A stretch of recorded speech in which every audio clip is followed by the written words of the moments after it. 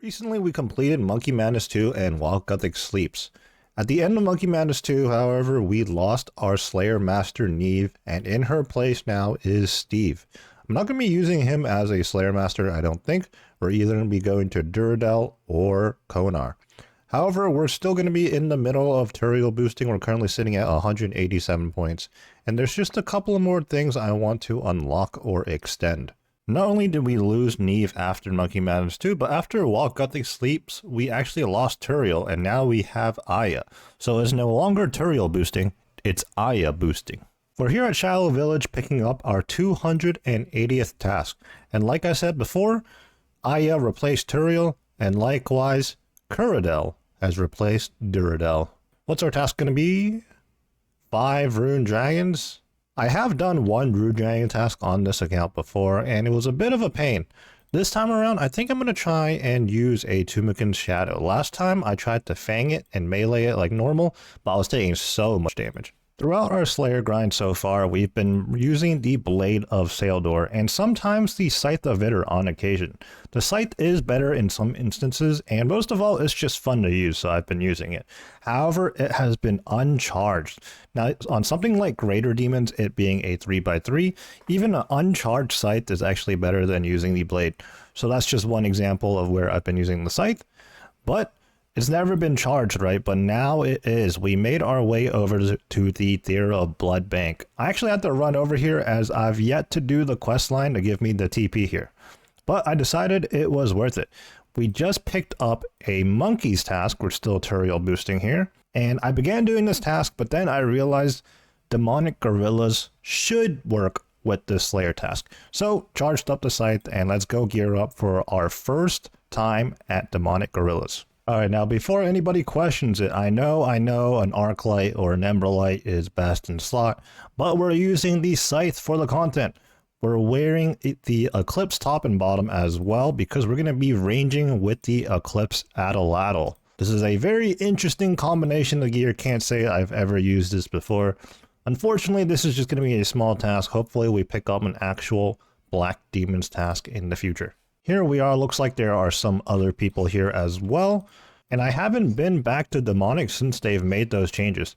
Now during our Monkey Madness 2 progress, I did talk about how they changed the aggressiveness, or rather removed the aggressiveness of the Demonic Gorillas, and now they're no longer aggressive. Bit strange, but it is a quality of life thing, I guess. First KC, we get Javelin Shafts. We're not picking up those ashes, we're not scattering them, we're not trying to get any prayer exp. There's actually a decent amount of people here. I might have to hop worlds. Why are there so many people here? Using these two weapons is actually very convenient because they're both two-hand weapons, so I'm able to just cape swap and weapon swap. Nice and easy. Inventory stays the same. Since we've already made our way to Demonics, let's go ahead and talk about Zenyte shards. So we're going to need 4 of them. 1 for the Tormented Bracelet, Ring of Suffering, the Necklace of Anguish, and the Amulet of Torture, which in the future we can actually upgrade to the Amulet of Rancor. But 4 Zenyte shards, and the drop rate is 1 in 300 from these Demonic Gorillas. I believe you can actually get one from Tortured Gorillas as well, but the drop rate is much higher on those, so not worth doing at all. We're going to need 4 of these, so in theory we're looking at 1.2 KKC, but as we all know, that's not really how it works. So I am using the Eclipse Atlatl, and while I do have a T-bow, obviously from Wait For It, that I could use as best in slot, I don't know. I just want to make use of the Eclipse Atlatl. We were using this during the While Gothic Sleeps quest, and I realized I haven't really used this all that much. So, given this opportunity to do so, these things don't seem that bad here. And on another note, you don't have to do Demonic Gorillas on task. However, we're going to try to do so just to motivate ourselves to continue doing Slayer, and the damage boost while we're on Demonics can be nice too. But I guess if we're in dire straits and we want to move on, we might choose to come here and just camp them off task. But we'll see. That is a conversation for another day. Actually, now that I think about it, we also do have a blowpipe that we actually got in name on this account, but I don't think I've pulled that weapon out since we've gotten it from Zulrah, so Eclipse Atlatl it is. I just had to bank and came back to finish up 5 more KC for this task, and I realized I didn't bring any food with me, so bit of a wasted effort here. We could potentially lock in here and not need any food at all, but there is an RNG element to it. We'll just have to see what happens. Okay, we managed to clear out that one demonic, but we're on the brink of death here. Let's TP out of here. I actually chanced one hit, sitting at 19 health. A bit annoying because now I'm TPing out, re-gearing, or resupplying just to get 2 more KC. But if it isn't, the consequences of my own actions, or rather inaction. Just finished up that monkey's task. Unfortunately, no collection logs from demonics. Back to Aya here, pick up the next task, boring old cave crawlers. Okay, so this is back to regular scheduled programming up until the next interesting task. Our next Curdell task is worms. Now, last time we were doing a worms task, we were using a fang, which is really good. But this time around, since we charged these scythes, I'm going to go ahead and use it. Now, I know using a scythe for these Slayer tasks is very expensive. But to be honest, it's not that big of a deal for me because, as you may know or may not know, whenever we're on this account, we are also on the other account for the most part as well. And one of the main things we do on Wait For It while we're actively playing 416 Hero is blood rune crafting. And we have plenty of Tob and hard mode Tob KC, meaning we have plenty of blood vials. So, as weird as it sounds, I really don't mind using scythe charges, and it's not as expensive as you may think. Also, Slayer honestly kind of sucks in my opinion, so we gotta make it as fun as we can. Back at Aya here, and we're just about to pick up another Slayer task. But first, we gotta hit the shop real quick and get some unlocks, spend our points. So, under unlocks, actually, we're gonna want Gargoyle Smasher, so let's go ahead and get that right now. I was gonna delay it, but we might as well get it now, but we're not 75 Slayer yet. We can't even fight Gargoyles if we wanted to. I think we're going to want hot stuff. That is going to be for fight caves or Zuck. So maybe some more of those in the future. We got 462 points left. Down here, I think we're done with unlocks for now. Maybe in the future we're going to want a Slayer helmet recolored, but for right now, we don't even have any of those available. Going into the extend section, we already unlocked or extended Greater Demons and Black Demons previously in preparation for our grinds. Blood Velds we're going to leave alone. Dust Devils we do want to extend, that's good EXP. Necrals as well. And kind of sitting on the fence here with Abbey Demons, I'm not too sure. You know what, we're going to leave that for now. We're not anywhere close to 85 Slayers, so we still have time to think on that. Araxor, this is even further away, but this one's a no-brainer to me. And yeah, we just spent 500 points. Now, with that being said, I think we could move on to just Turiel skipping. Difference between Turiel skipping and boosting is that boosting, you're doing 9 Turiel tasks, and on the 10th task, you're doing the highest Slayer Master available to farm up Slayer points. It's a good method to get the Slayer points and get unlocks just like we've been doing. But Turiel skipping is where you're seeking out specific Slayer tasks. And if you don't get the task that you want, you come over to Aya. I keep saying Turiel skipping, but same NPC, same concept. You come to her here, Aya, and I believe you do 3 Aya tasks, Turiel tasks, and then you get to roll a new Slayer task. I haven't actually done any skipping before, so this is going to be the first time. Well, it will be the first time, but I think we're going to continue boosting for now because there's one more unlock I looked over actually, and that is task storage. It is a whopping 1,000 points though, so we're going to be boosting for quite a bit more. Aya just gave me another rat task. Now previously in our 2 to 3 rat task, we've been doloing Scurious with Wait For It, our other account.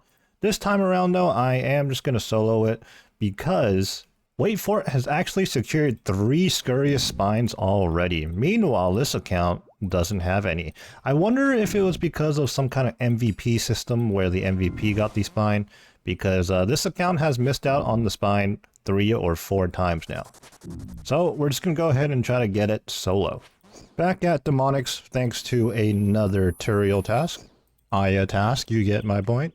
As we continue to work on our Slayer levels here, I just want to talk about my experiences working on early mid-game Slayer levels. And for whatever reason, I guess I'm just at common spots naturally doing Slayer, such as the catacombs and whatnot. But I seem to run into a lot of negative experiences with people. I swear I'm just minding my own business. For example, right now, I'm coexisting with this guy. We're both just meleeing hellhounds. We're not imposing on each other or whatever. But I mean, just 10 minutes ago, there was a different guy here. And we were sharing this location for like 10 minutes. And, like I wasn't tagging his hellhounds. He wasn't tagging mine. I was like working on 2 or 3. He was working on 2 or 3. And then 10 minutes later, he just goes, thanks for crashing. And like, he's like all passive aggressive and stuff. And then he leaves. So I'm like, whatever. But that's just one such story. Earlier today, there was this guy that, started accusing me of buying my Infernal Cape or whatever, and he was like projecting a whole lot of things. He was being like oddly specific, talking about how, like, does your wife know that you spent $100 buying an Infernal Cape and stuff like that. And I swear I'm just minding my own business. I don't know what it is. And it could be anecdotal, but I always get these negative interactions when I'm doing mid-game content. For example, at Crabs, like a few videos back when I was working on Fasani's Nightmare and I was training up my combat stats on this account at Crabs, there was just like people crashing, people like trolling. I don't know. I truly don't know what's going on. It's a pretty big goal. 1,000 points is a lot of points, and that is a lot of Turiel boosting. So I don't know if we're realistically going to achieve that. But that's only a side goal. Our main goal right now is to get Greater Demons and Black Demon stats. So when I get enough points, a decent amount of points, I'm going to start Turiel skipping instead. Now, I previously already explained the difference between boosting and skipping. But yeah, we're going to be hunting the Greater Demons and Black Demons tasks when it comes down to it. Back at Scurious once again, hoping to get a Scurious Spine. And it's crept up on us as we've exclusively done Melee Slayer thus far. But we are only 24k or just under 24k strength EXP away from 99. Will we hit 99 during the Scurious task? I'm not too sure, but we're getting close. In a couple of scythe swings here, we're gonna reach 99 strength. Honestly, out of all the things we've already done on this account, being 50 defense and all, it's kind of funny that we're gonna end up getting max strength levels at a boss like Scurious. Well, a little bit anticlimactic. I thought it was going to be on this kill, but it's going to be the next one. Here we go, hopping into Scurious's lair. How many swings? 1 swing, 2 swings, surely final swing here. There we go, 99 strength. We can go and claim our strength cape, I believe, in the Warriors Guild. We're going to finish up this rat task first though, of course. So 99 strength is actually our first combat 99. Not even hit points is at 99 yet. And I feel like traditionally an Ironman might get 99 range first, especially if they go the Bofa route. But this account is unique in that way. We took a different approach, and of course it has the help of, wait for it, our maxed account. So we managed to get 99 strength first. Oh, and I guess it is worthwhile to mention that this is the third 99 on the account. First was fire making, followed up by farming, and then now finally 99 strength. Without looking it up, I do believe you claimed the strength cape in the Warriors Guild. I know for a fact the attack cape is in here, but I'm a little unsure about the strength cape. Yeah, this guy is the one with the attack cape. I want to say the strength cape guy is upstairs. Here we are through this heavy door. You actually gain strength EXP by pushing that door open. Huh, just realized. Anyways, yeah. How do you pronounce Yadik? Yadik Strong Arm. I'd like to speak to you. May I buy a skill cape of strength, please? Of course, 99k. There we go. Well, our Infernal Cape's a little bit cooler, but let's put on the Strength Cape.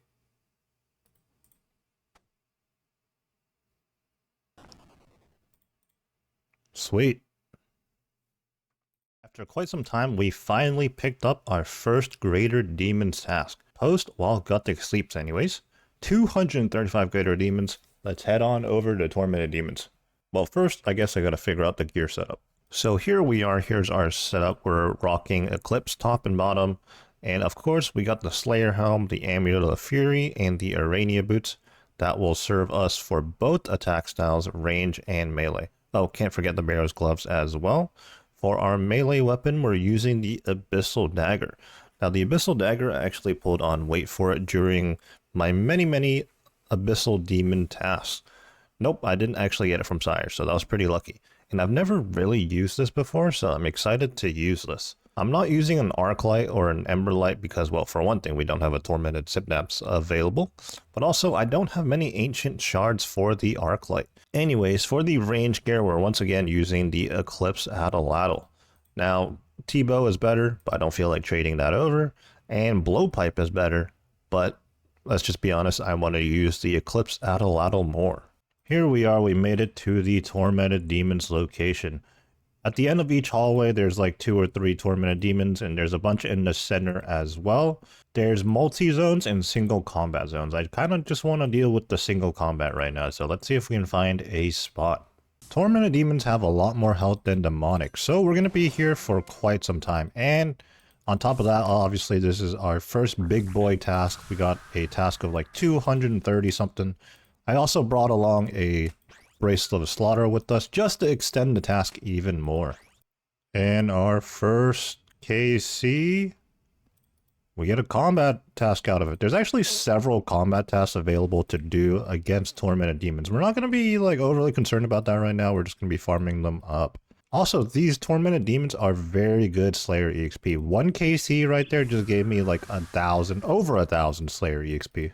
We're coming up on 9 to 10 minutes of being at the Tormented Demons, and I only really have 5 KC to show for it. We're working on the 6th one right now. So this is going to be pretty slow. While we're working on this Tormented Demon, let's talk about the drop rates and what we're after. So priority number 1 is the Tormented Synapse, and we're going to want 2 of those. Those things are about 1 in 500. So we're going to be here for quite some time if we're trying to get like 1,000 Tormented Demons, assuming we're going to be on rate, which, as you know, may not always be the case. The other thing that we're going for, but is not really a top priority, but it would be very nice to get, is the Burning Claws. Now, you actually have to get 2 drops of those. You get 1 claw at a time, so you combine 2 of them together to get the Burning Claws. We actually already have one sitting in Wait For It's bank, but I do want a set for each account. So really, we're going after 2 Burning Claws. Oh, and as we're yapping, we get a collection log, Gothixian Temple Teleport. Those things are pretty nice if you can stay here long enough to get more teleport scrolls than you use. As getting here is a bit of a run. But I mean, at the same time, whenever you do get here, you're in here for quite some time. Like I said, we've already been here for like 10-11 minutes. But back to what I was saying about the Burning Claws. We already have 1 Burning Claw in Wait For It's bank. So as a GIM group as a whole, we need 3 more Burning Claws. But for this account solely, we need 2 pulls of Burning Claws. And those things are 1 in 501. So pretty similar to the Tormented Synapse. Just wrapped up our first trip at Tormented Demons. We started off the Slayer task at 235. We're now at 225. And our Bracelet of Slaughter procced 1 time. So that was a 11 KC trip, which took about 20 minutes because we brought in 1 Divine Super Combat and 1 Divine Range pot. If we multiply that by 3, that's about 33 kills per hour, which I'm not really sure what to expect for kills per hour, but if drop rates are about 1 in 500 for 1 Synapse, and we're getting about 30 KC an hour, we're going to be here for quite some time. We are back for our second trip. We actually went to a different location. Turns out this end of the hallway only has 1 Tormented Demon, which works for me. I'm only doing 1 at a time anyways. We made 1 small adjustment on the second trip. We swapped over to the Arceus spellbook, and we're using Thralls.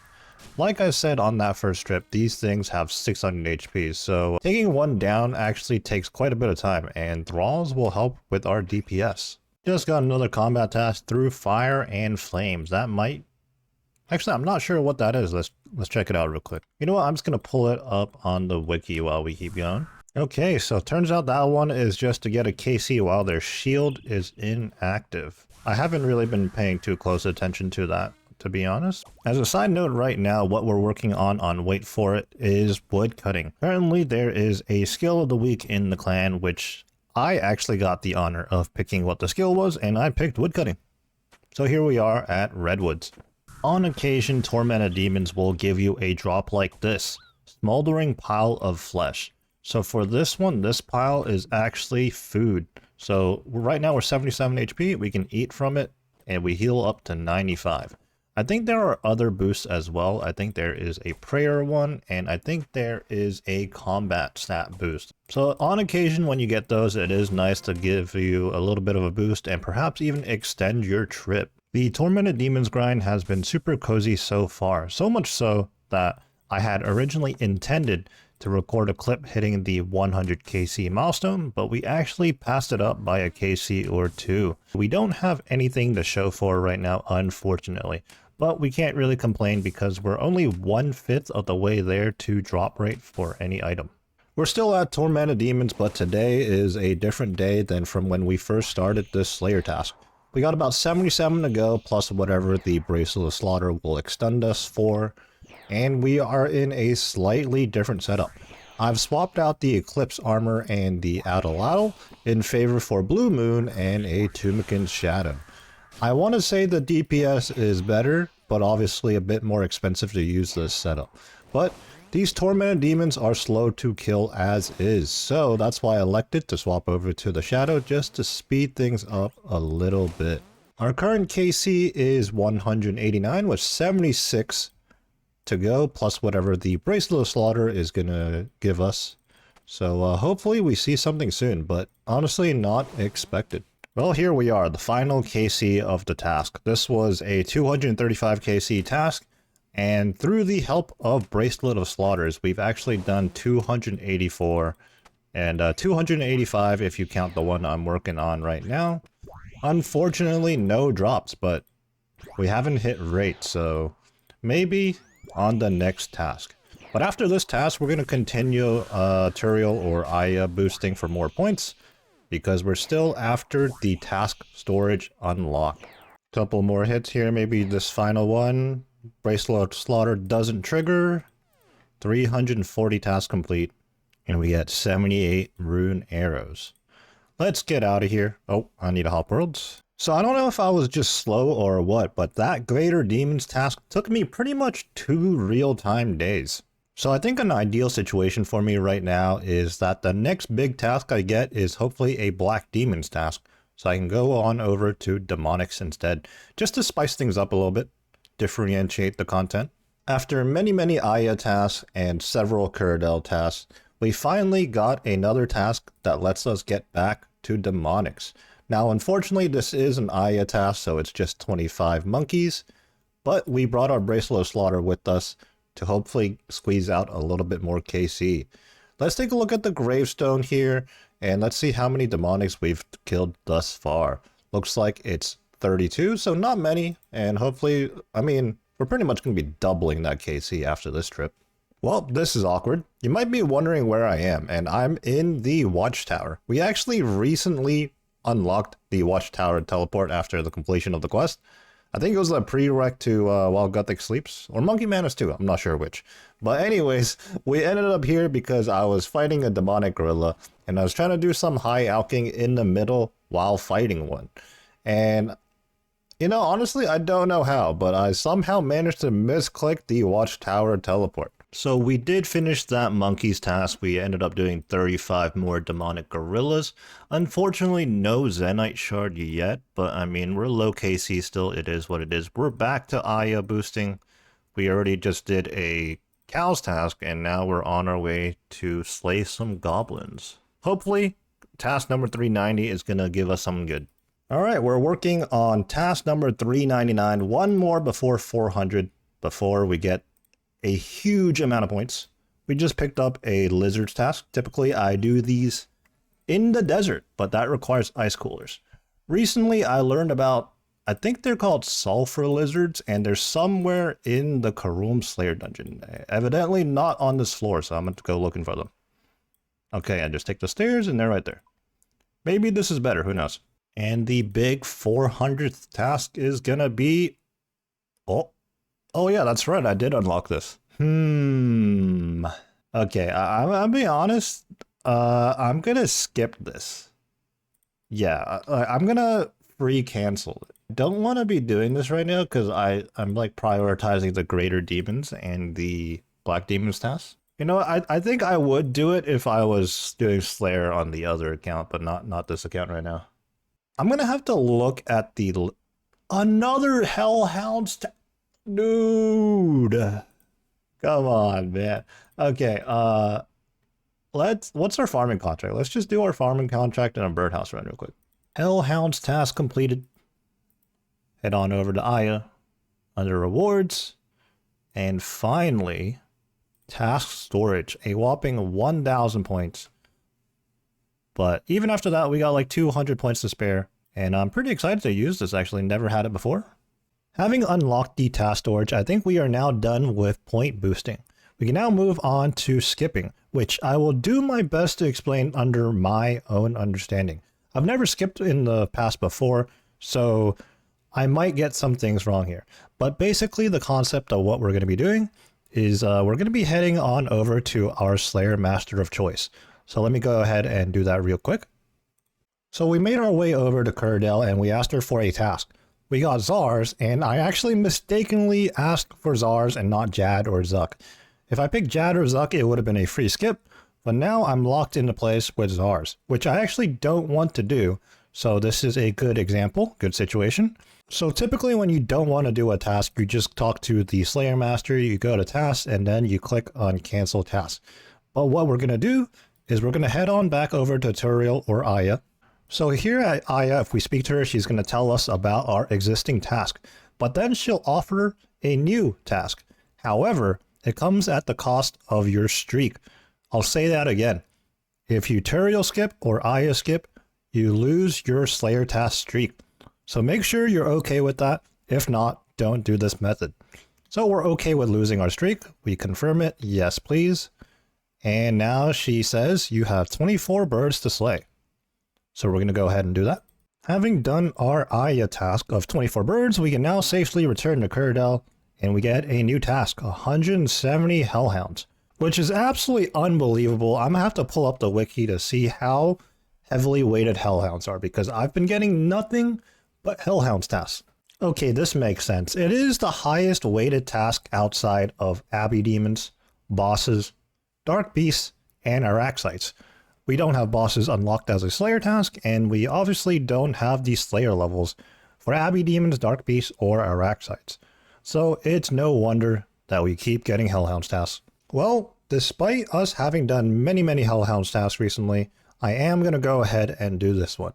It is an easy task to do, and it is in the Catacombs of Karen, where I can get Ancient Shards, and we desperately need those.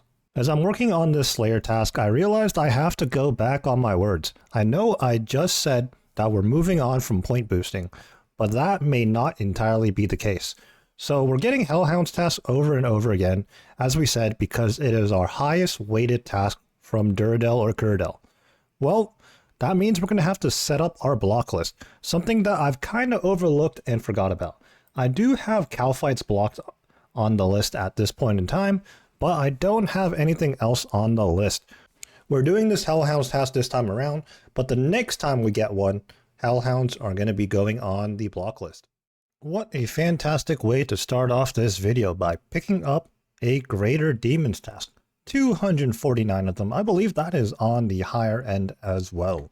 Previously, we did about 260 give or take Tormented Demons.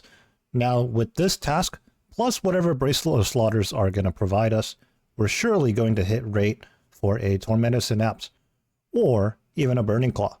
Surely we're going to get one of those, but we're just going to have to find out and see. I took a bit of a break before embarking on this task. I knew we would be in here for the long haul, especially since the last task we did took about 2 days to complete from start to finish. While I was on my break, I made that realization, and I've made the change now, that I'm going to be maging and ranging the Tormented Demons. Now this is slightly less than optimal, as melee is actually the best choice. of attack style, especially if you have the Arclight or the Emberlight. However, we're going to be maging and ranging because we want to continue to work our way towards 99 on both these skills. Meanwhile, we're already 99 strength, and in fact, we've gained about 1,000,000 strength EXP since hitting 99 already. This is something that I don't often think about being on a maxed account for so long, but on this account, when we're still trying to actively get levels, these are things I should consider. 300 KC, what are we going to get? A singular noted battle staff. Actively training range has already paid off, because there it is. Dang it, I closed the pop-up by accident, but 97 range. 2 more levels to go until we max out our range stats. Well, I've had my fun with the Eclipse Atlatl. The blowpipe is simply just better, and I'm going with it now. In a couple of blowpipe hits here, we will be hitting 98 HP, and there it is in combat, so closed out the pop-up immediately. But just 1 level to go till we get another 99 on the account. Although I do think range... Actually, no, I'm mistaken. The HP is most likely going to be our 4th 99 on the account. It's a whole nother day here, so we're working on our farming contracts, and we're going to do our birdhouse run shortly. We're so down bad on prayer potions, super combat potions, and I think even divine range pots, that before we head back to TDs, I'm going to have to make some more potions. Ideally, I would be making the potions over on Wait For It, as it has the mixology items that will generate extra potion doses, and also potentially save secondaries. But I think I'm going to go ahead and make them over here on 416 here, as we are only level 71 Herblore. I'd love to generate some extra levels there. Although at this point in time, we can only make prayer potions on this account, but that's priority number 1 right now anyways. We're currently at 362 Tormented Demon KC. With 190 to go on task, there is a chance that we do get a drop within this task. It was pretty unlikely previously on our first task because the drop rate is 1 in 500, but we could potentially reach, or not potentially, we definitely will reach 500 KC at some point, but whether we get a drop or not is a different story. Wow, we got 3 different piles of smoldering flesh. Well, we have way too much food, but not enough prayer, so we're gonna have to bank, unfortunately. We've been too busy yapping away, and I completely missed the fact that we hit 95 magic. I didn't even know that was coming up, but there we go. I don't think that unlocks anything special in particular. I could be wrong. We were in combat, so we didn't even get the broadcast. Okay, so we've been pretty locked into this Tormented Demons grind. We just passed 400 KC. In fact, we're on 401 right now. No luck yet, but another 100 KC to go until we hit drop rate, and then we'll start complaining. It crept up on us, but we just hit 77 Slayer. Tormented Demons give out a lot of Slayer EXP, and with that level, we also hit 1800 total, so nice little milestone there. Oh, there it is, a Burning Claw. First one on the account, so collection log there, but like I said before, we have one sitting on Wait For It's bank. So that's 1 Burning Claw completed. KC 472. We're going to go ahead and finish up this trip, but afterwards we're going to make the Burning Claws and begin using them. Ooh, wait, still on that same trip here. KC 479. Well, I guess, I don't know, do you just combine them? You do! Well, we got Burning Claws, we don't even have to hit the bank. Wow, what a turn of events. Here we... Oh! Wow, your attack style has been changed to accurate. Make sure we put those on slash under strength. Good thing I saw that. Well, you know what? Actually, we also don't even have spec right now. But that could have been bad. I was so excited to use them that I just threw them on. Didn't even check what attack style they were going to be. Not that we were in any danger of leveling to 83. We have 245k of EXP to work with. But I was a little bit too excited there. Here we go. First Burning Claw spec ever. I've never used those before. Oh, look at the burn effect go. Just wrapped up that trip. Heading back in for another. We still have another 97 on task. Now this is a unique situation. Only happens in a GIM. where if I pull a third Burning Claw drop before a Synapse, I'm actually not mad about it, because I'll need it for wait for its set of Burning Claws. Although, you know, I wouldn't mind a Tormented Synapse drop right now either. This is completely unintentional, but we finished up that last trip at precisely 501 KC. Now that's actually the drop rate for one Burning Claw. For whatever reason, a Burning Claw drop rate is 1 in 501, and a Tormented Synapse is 1 in 500. Well, we ended up getting 2 pulls of the Burning Claws before we reached 500. So, pretty happy with that, honestly. Now, hopefully we get a Synapse. We're currently taking a break from the Tormented Demons grind, as that grind has been taking several days, very slow just to complete one task. And we took the opportunity. We got some clanmates that want a Tob, so let's pot some Tob. Now, I did take liberties and trade over a bunch of gear, just because I don't want to be too much of a dead weight. And I mean, as a GIM, I do have these items available. We're just going to be running some regular trio Tobs here, hopefully make some money, maybe get some collection logs on this account. Wow, our prayer situation is really bad. I very quickly geared up as quick as I could. I didn't want to keep the guys waiting. So this is mostly a setup that's similar to what I'd be running on a normal account. But I'm quickly realizing that my prayer situation is not great here. We just need to get through Maiden, and for Blow I won't need any prayer for sure. I don't think we're getting the skip here. It's not looking good. The only thing I'm missing is a Crystal Halberd, which I can go get, but I just haven't yet. And something I've mentioned several times over the course of the series, it's actually a reoccurring thing. I still have not done the quest to unlock the Dragon's Medallion, so I have to run my way over to the Ethereal Blood. Oh, I can't use a buckler. Oh, that is funny. I didn't think about that. Yeah, I don't think realistically I should be the range role. I should either be a freezer or a melee.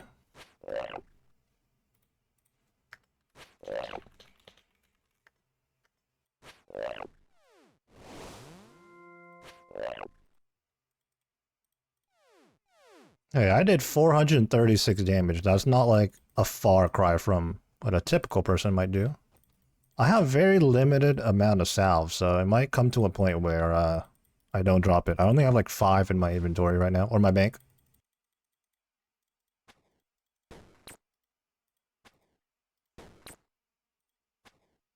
We got 1 super restore dose for Soat. Hopefully, that should be enough.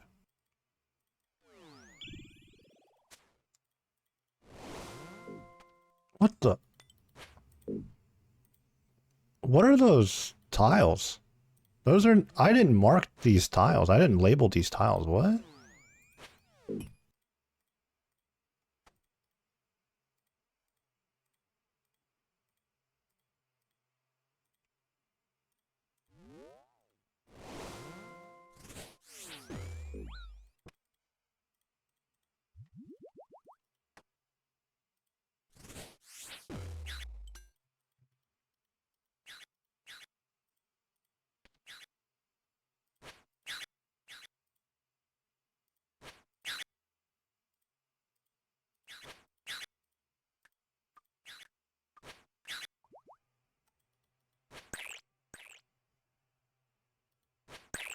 Here we go, we're tanking.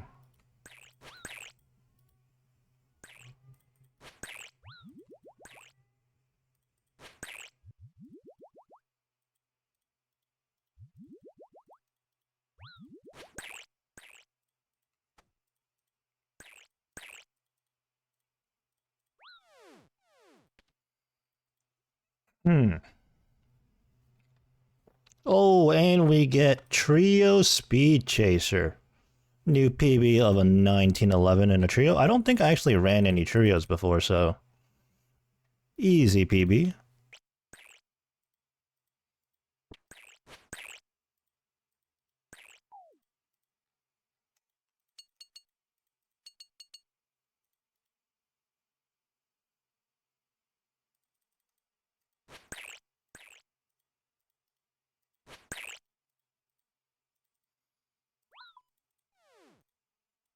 Another new PB by a whole minute this time. Where is the purple? I have a confession. Scythe is uncharged.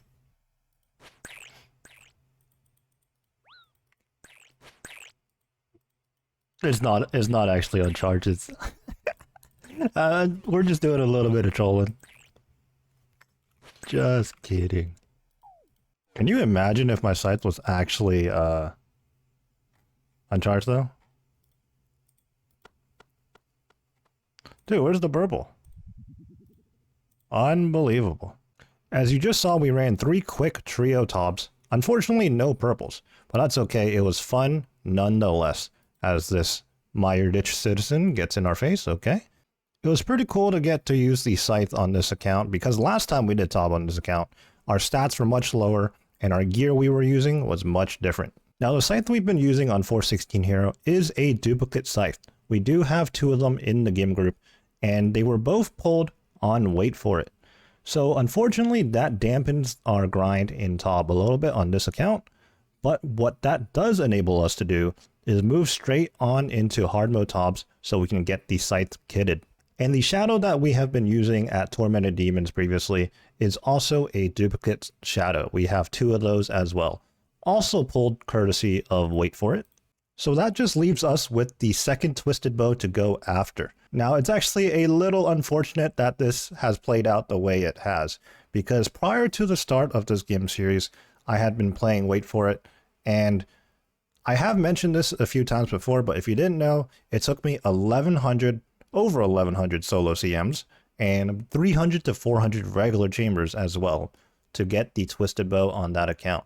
So needless to say, we spent countless hours, many months. In fact, I'd even wager I spent a whole year doing nothing but chambers, going after that Twisted Bow. And in an ironic twist of fate, when I gave up temporarily at chambers, I went to TOA, pulled a shadow, then moved to Theater of Blood, and pulled a scythe. And with those 2 newfound mega rares, I went back to chambers, and very shortly after, pulled the Twisted Bow. And here we are again, having to go after the Twisted Bow to complete the mega rare trifecta. So that was a bit of a ramble, but we're not quite ready to enter the Chambers of Xerix yet. We got plenty of other things to do, including right now our 2 main goals is more Tormented Demons and more Demonic Gorillas for the Zenytes and the Tormented Synapse respectively.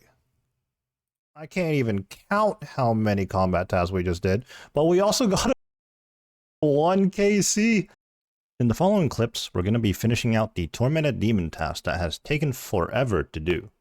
We then continue to do Slayer and naturally make our way to doing some combat tasks at 2 interesting locations. We've been talking about this elusive drop, the Magic Longbow. Now, for the average person, this drop might just be, just another drop, but apparently it is pretty rare from these Tormented Demons. And it's significant because for those people without the fletching levels, you actually do need a unstrung magic longbow to create the Scorching Bow. So if you don't have the fletching levels, this drop could be pretty crucial for you. Pulling up the wiki now on the Tormented Demons to look at the drop table, and apparently the magic longbow U is only a 1 in 255. That's a estimation anyways. There's a little squiggly line, whatever you want to call it. And by squiggly line, I mean tilde, I believe that's what it is. But, I'm pretty sure half the people out there just call it a squiggly line, you know what I mean? Anyway, so apparently we're almost 2 times dry. Well, not dry anymore, but we were 2 times over the rate. After pulling the Burning Claws, I had a high suspicion that I wasn't going to be getting another drop for the remainder of the task. So I thought to myself, hey, let's just close out the task and move on. Let's see what other tasks we can get. Ideally a Black Demons task so we can start working towards some Zenyte shards. But these Tormented Demons take quite some time to kill, so we are just now wrapping up the final KC of the task. Let's see if we can get our hands on a Synapse. Nope, we get a Rune Plate body instead. So I believe that task was initially a 249 Greater Demons task. We ended up getting 320, so that is a whole lot more. That extended the task by almost 80. Let's make our way back over to Kuradel and let's see what our next task is. We are Turiel skipping or Aya skipping, so if we don't like it, we can always just skip and look for another task. And of course, I forgot my coins. I currently don't have Karamja diaries done on discount, and quite frankly, I'm not too sure if I can get them done. I haven't looked at what's required yet, but this is the best way I can get to Shiloh Village to Curdell. RD teleport with the charter ship, although I don't think that's actually a charter ship. I think that's just a regular ship. Takes 30 coins though, and then once I take the ship with Captain Barnaby over here, I then take the travel cart, which I believe costs 200 GP. Again, if you have some Karamja diaries done, I think this becomes free. But nevertheless, 200 GP isn't too bad. And that's how we make our way over here. And our next task is going to be 185 trolls. We are definitely not doing that, so let's make our way over to Aya. Okay, Curdell, come on. 145 Dagonoffs. It's not a bad task to do, but again, back to Aya. I think I've made up my mind. We're really going to lock in on this Turiel skipping. We're going to go for Greater Demons, Black Demons, and maybe something like Dust Devils where it's good EXP and quick. Other than that, we're going to go back to skipping. Completely surprising collection log. These things always catch me off guard because, you know, like I'm just Turiel skipping right now. And then boom, something pops up and I'm like, what is that? Bronze boots. I do believe I can wield those. Indeed, I can. We just picked up a task of 28 monkeys from Aya. So, you know where I'm going. It's felt like an eternity since we've done anything but the Tormented Demons. So now that we're back at Demonics, let's take a look at the KC real quick. We've done a whopping 67. Well, we should be reaching close to 100, if not over 100, depending on whether or not the Bracelet of Slaughters will push us over. Again, Zenytes, well, we're not anywhere close. I think they're 1 in 300. Oh, first KC we get here, a Ballista Spring. It's just that easy. Not what we're here for, but it's a clog. This is content creator favoritism if I get a Zenyte shard on the last KC of the trip right here. For the content, you know? Boom. 53 law runes. Making my way over to the Slayer Tower right now for the very first time on a Gargoyles task. We got a huge 200 Gargoyles task. We're going to be doing the regular ones first until we get the key, and then we'll decide whether or not we want to do the Grotesque Guardians for some combat achievements. And because we're on task, we can actually go into the basement. Adamant boots. Looks like we're just collecting all the boots today. First it was the bronze boots. Now we get the adamant boots. You know what? In just 2 more Slayer levels, we're going to be unlocking the rune boots from Necrals. Another clog. Mystic Robe Top Dark. 163 KC into our task right now with just 33 remaining, and we still don't have the brittle key. That is 1 in 150. So there's actually a chance that we're not going to get it on this task. What we have gone so far though is 2 collection logs. The adamant boots and the Mystic Robe Top Dark.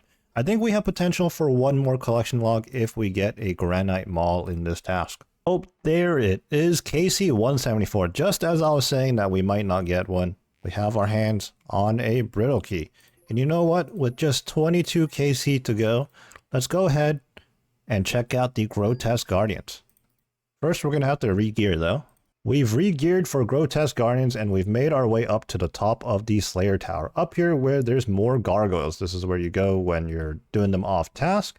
But just outside the entrance here is another entrance where the Grotesque Guardians are. So we had a brittle key and we use it. It vanishes. It's a one-time thing. And in we go. Let's start our first Grotesque Guardians. Now, I haven't done Grotesque Guardians in quite some time, so hopefully I remember how to do this.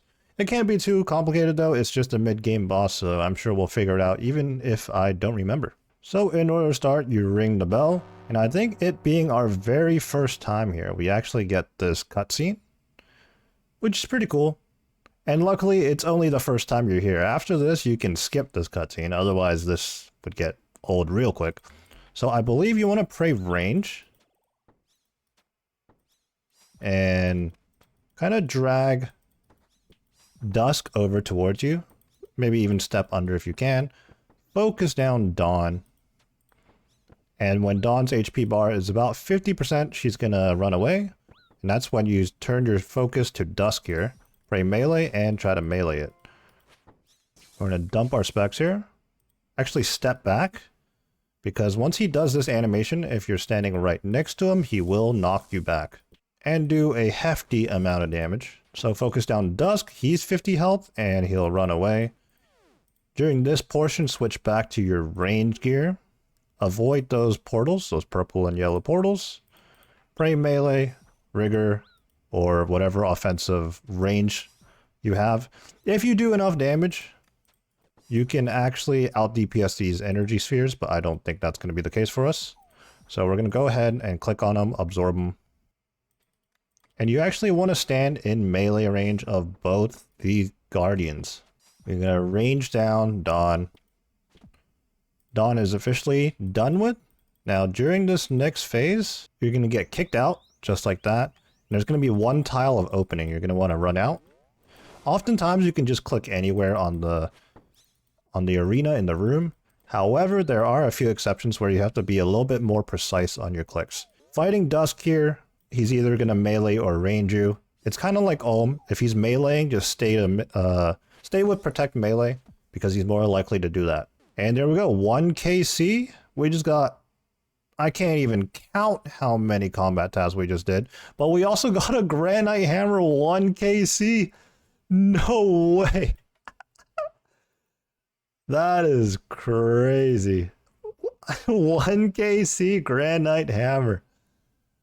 Oh, man. And the combat tasks are still going. I don't even think the collection log pop-up has happened yet. It just keeps going. Let's pick up the hammer. Oh, we got a speed task too. Very nice. There we go. Oh, nope, there it is. Oh, Granite Dust is a collection log. Of course, of course. And one final one, Granite Hammer collection log. And clan chat in there is right. I can drop the rock hammer now. We can just have the Granite Hammer. I don't think there is a world with our setup, our prayer, that we can out DPS these things. I'm honestly not sure.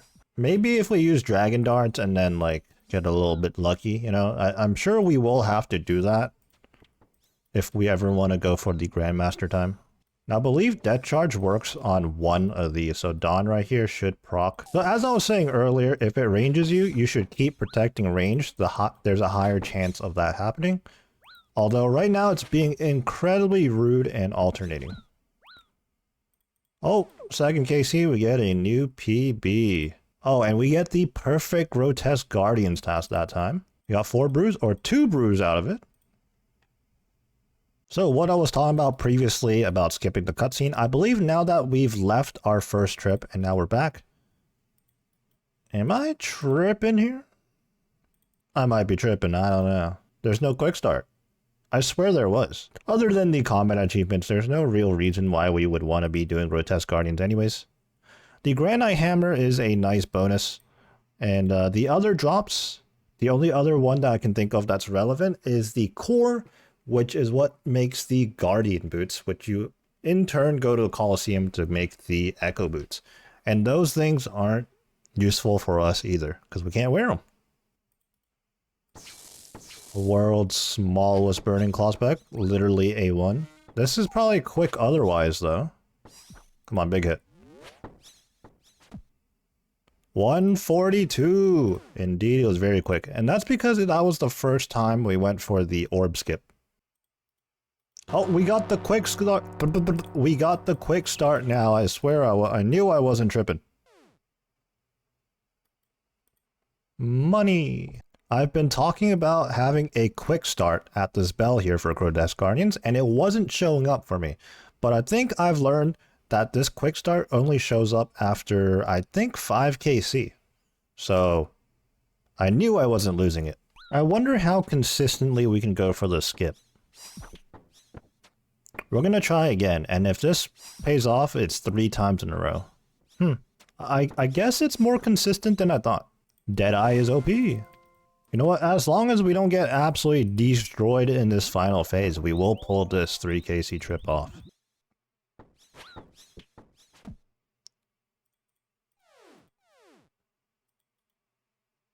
Mithril bars, 4 mushroom potatoes. The food is nice, but I don't think we have enough prayer to pull off another KC, so let's make. Oh, 136. I was just saying how that 142 was not beatable. Hey, and that is a combat task. Probably a sub 140 is the combat task.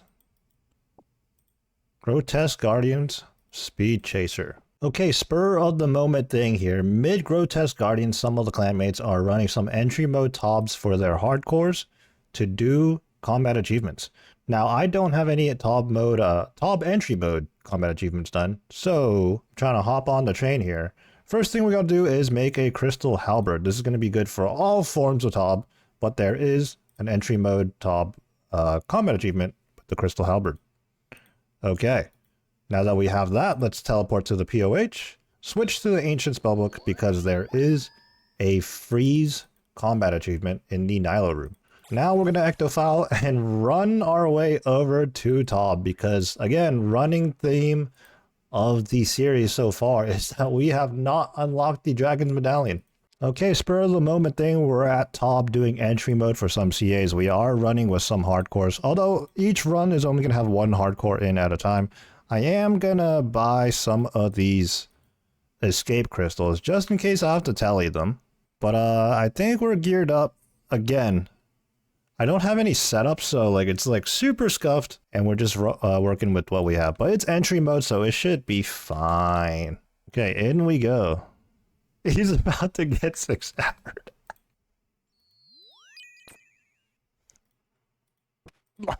He just destroyed it. Okay, we're playing with a hardcore. We're playing with a hardcore. Is my bow on accurate? I think it's on accurate. It is on accurate. Is that a reg thing or an entry mode thing? Enter from the other side. Salve on. He said this looks like, oh, right above the death chamber. They won't expect this. You know, I've never done any content, any dangerous content anyways, with the hardcore. Well, I mean, I have played group hardcore, but it's different because I'm not a hardcore right now. 2 down or die, right? Of course. Oh, I didn't drop the salve. You know what? I'm going to keep the salve. Like I said, I don't have very many of them. I haven't gotten more yet, so. These bandages also serve as a potion, like a combat potion, so that's pretty nice. There's a combat task to barrage like 4 of them or something, but I don't think that you like I actually have to correctly barrage them, if that makes sense. They spawn so slowly. There we go, first try. Oh, that is weird. There's extra time between it changing.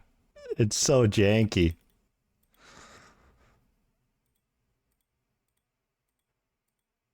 Well, the easiest maze, what the?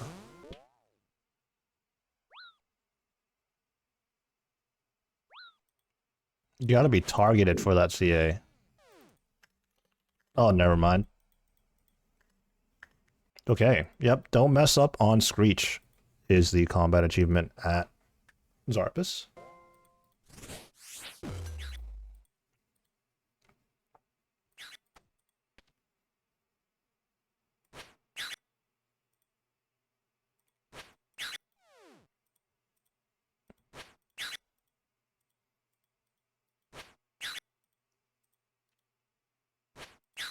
Okay, don't mess up on the Screech. Dude, I'd be so scared of this on the hardcore, man. I mean, entry mode is fine, but I'm taking my salve.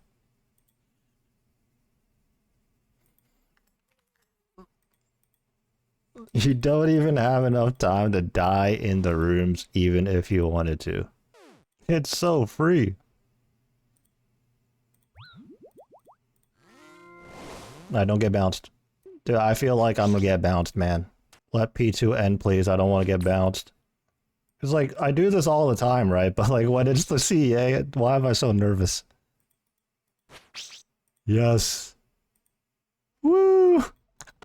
We're crazy.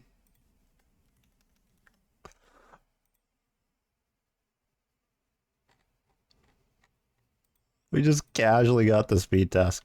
While we're waiting in between raids, let's take a look at our combat achievements. This wasn't our top priority, but we went to Grotesque Guardians and naturally just unlocked a bunch of them.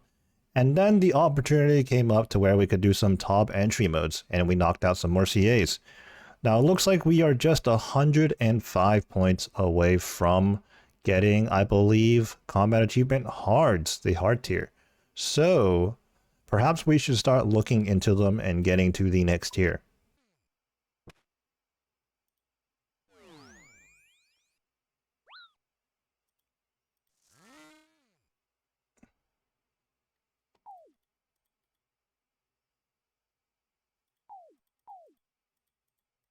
Nice, that was the easiest it could have been. So much less sketchy than the first time around. Where's the purple? After that second run, the only one missing is to finish off Pestilent Pestilent Bloat with a Crystal Halberd. After that detour to the Theater of the Blood, let's return back to the Grotesque Guardians to finish out our task with just 9 to go. I forgot my quiver. That's unfortunate. We're on a miracle trip right here, 4 KC in a trip, and hopefully we get the job done and don't have to TP out, as this is also the last KC on our task. We're not starting out very hot here. We already took a ton of damage and we have no food left. Back-to-back humble hits though. Okay, that was not so humble, but just one more hit here. We live with 14 health to finish our task, and what do we get? Gold ore and gold bars. And of course the granite dust. We're going to be experiencing a little bit of deja vu here on this video as we follow just like the previous one, where we continue working on Tormented Demons by picking up a Greater Demons task. And then we followed up by getting sidetracked a little bit, doing some group content with some clanmates and getting some combat achievements, but this time at Hui Coddle. We are once again starting another video off with a Greater Demons task. 237 of them this time around. I swear I've been looking for a Black Demons task and I've been doing quite a lot of Slayer, a lot of skipping. As you can see in the chat box, we just finished skipping by doing 17 birds from Aya. Unfortunately though, we get another Greater Demons task, or maybe not unfortunately, because we do need to do them, but I've been looking for a Black Demons task hoping for some Zenytes. But we have our chance at getting our first Tormented Synapse, so let's gear up for that. So we're gearing up on 416 here for Tormented Demons once again, and I needed to trade some supplies over and decant some potions, but if you see over in our potion storage on Wait For It's bank, we got a whopping 3 doses of prayer pots. That's because we chucked in all that we had left, which happened to be 63 into the group storage, and 10 more Bracelet of Slaughters. When I've been saying we're down bad on potions, man, I did not think we were this down bad. At some point, we're going to have to halt progress on 416 Hero and just go in full recovery mode. But let's see if we can get through this Greater Demons task. Back over on 416 Hero's perspective, let's go ahead and take out these prayer pots and these Bracelet of Slaughters. Just rolled up to the Tormented Demons, and I had to world hop 10-15 times to find a world, no big deal. But it is a Friday, so it's probably a little bit more packed than usual. And right as I'm farming this first Tormented Demon, I made the realization that I forgot my Burning Claws. So KCs are going to be a little bit slower on this first trip, I guess. After that first KC of the trip, getting 1 singular battle staff, by the way, we're currently at KC 606. Well, the other day when I was talking about getting a 3rd Burning Claw drop, well, we just got it. So now we have 2 sets of Burning Claws, 1 for each account. That 3rd Burning Claw was at KC 615.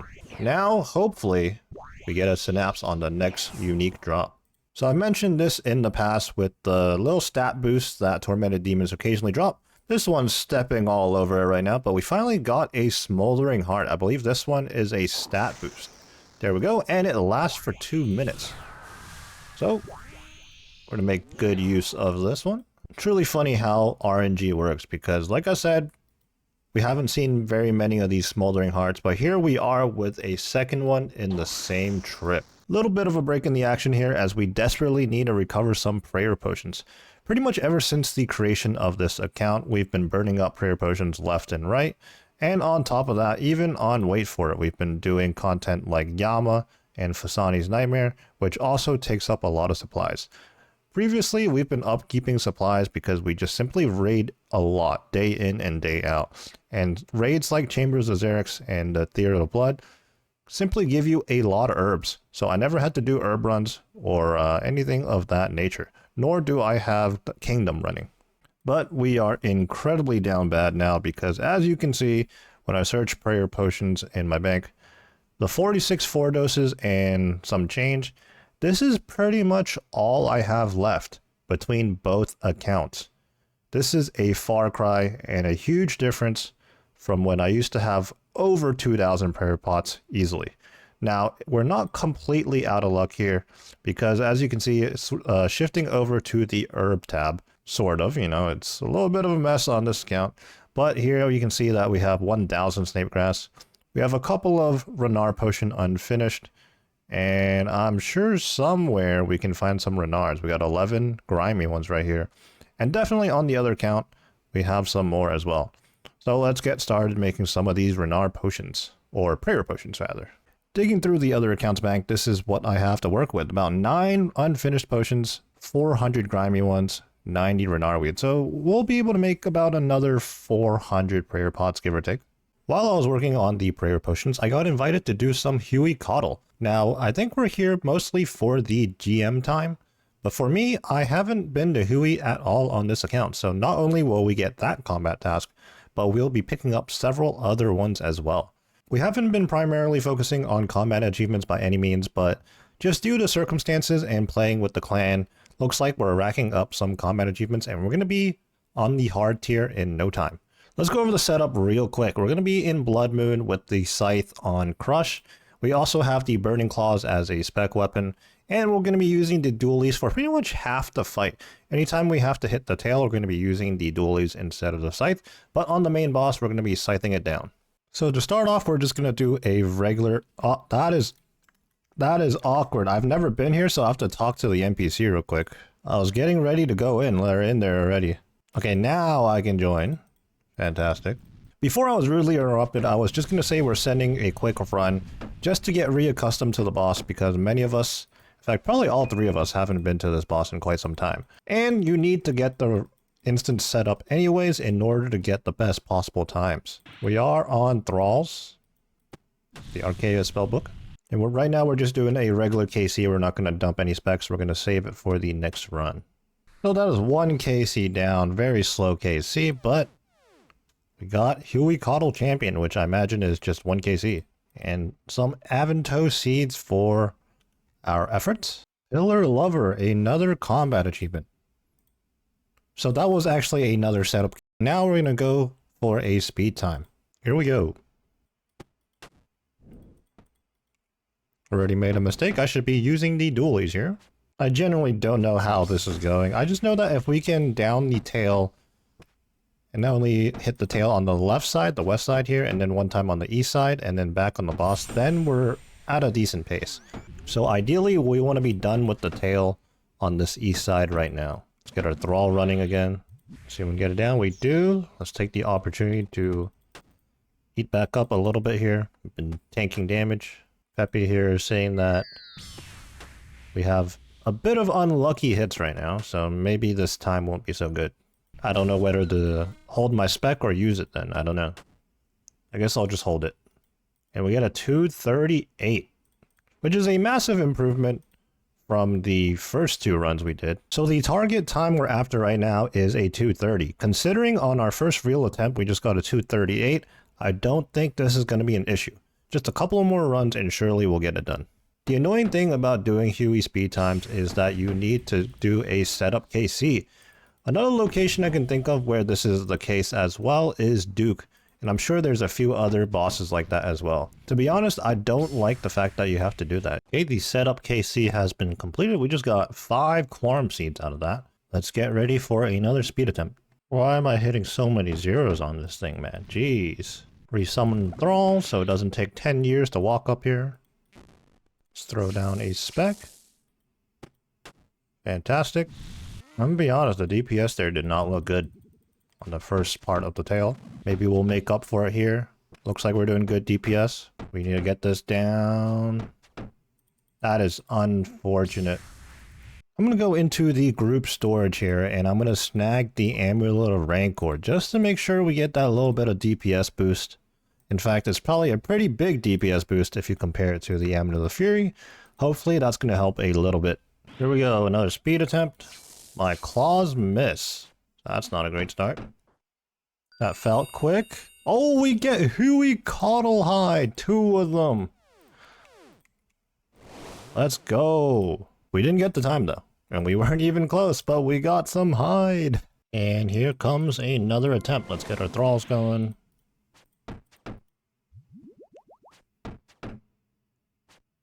Back-to-back Blood Moon set procs 3 times in a row, 4 times in a row. This is what we like to see. 5, 6. Oh my. It doesn't. 7. Oh my. 8. 8 times in a row. I'm not sure I've ever seen that happen before. Sheesh. This is surely the run. The Blood Moon set is proccing like crazy. If you didn't know, the Blood Moon set effect procs and saves you an extra tick between attacks.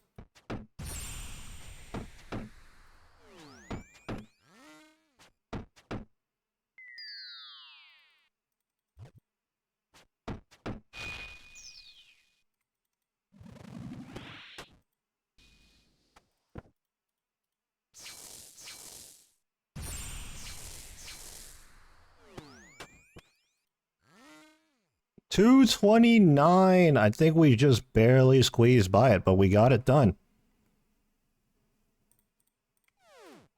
There we go.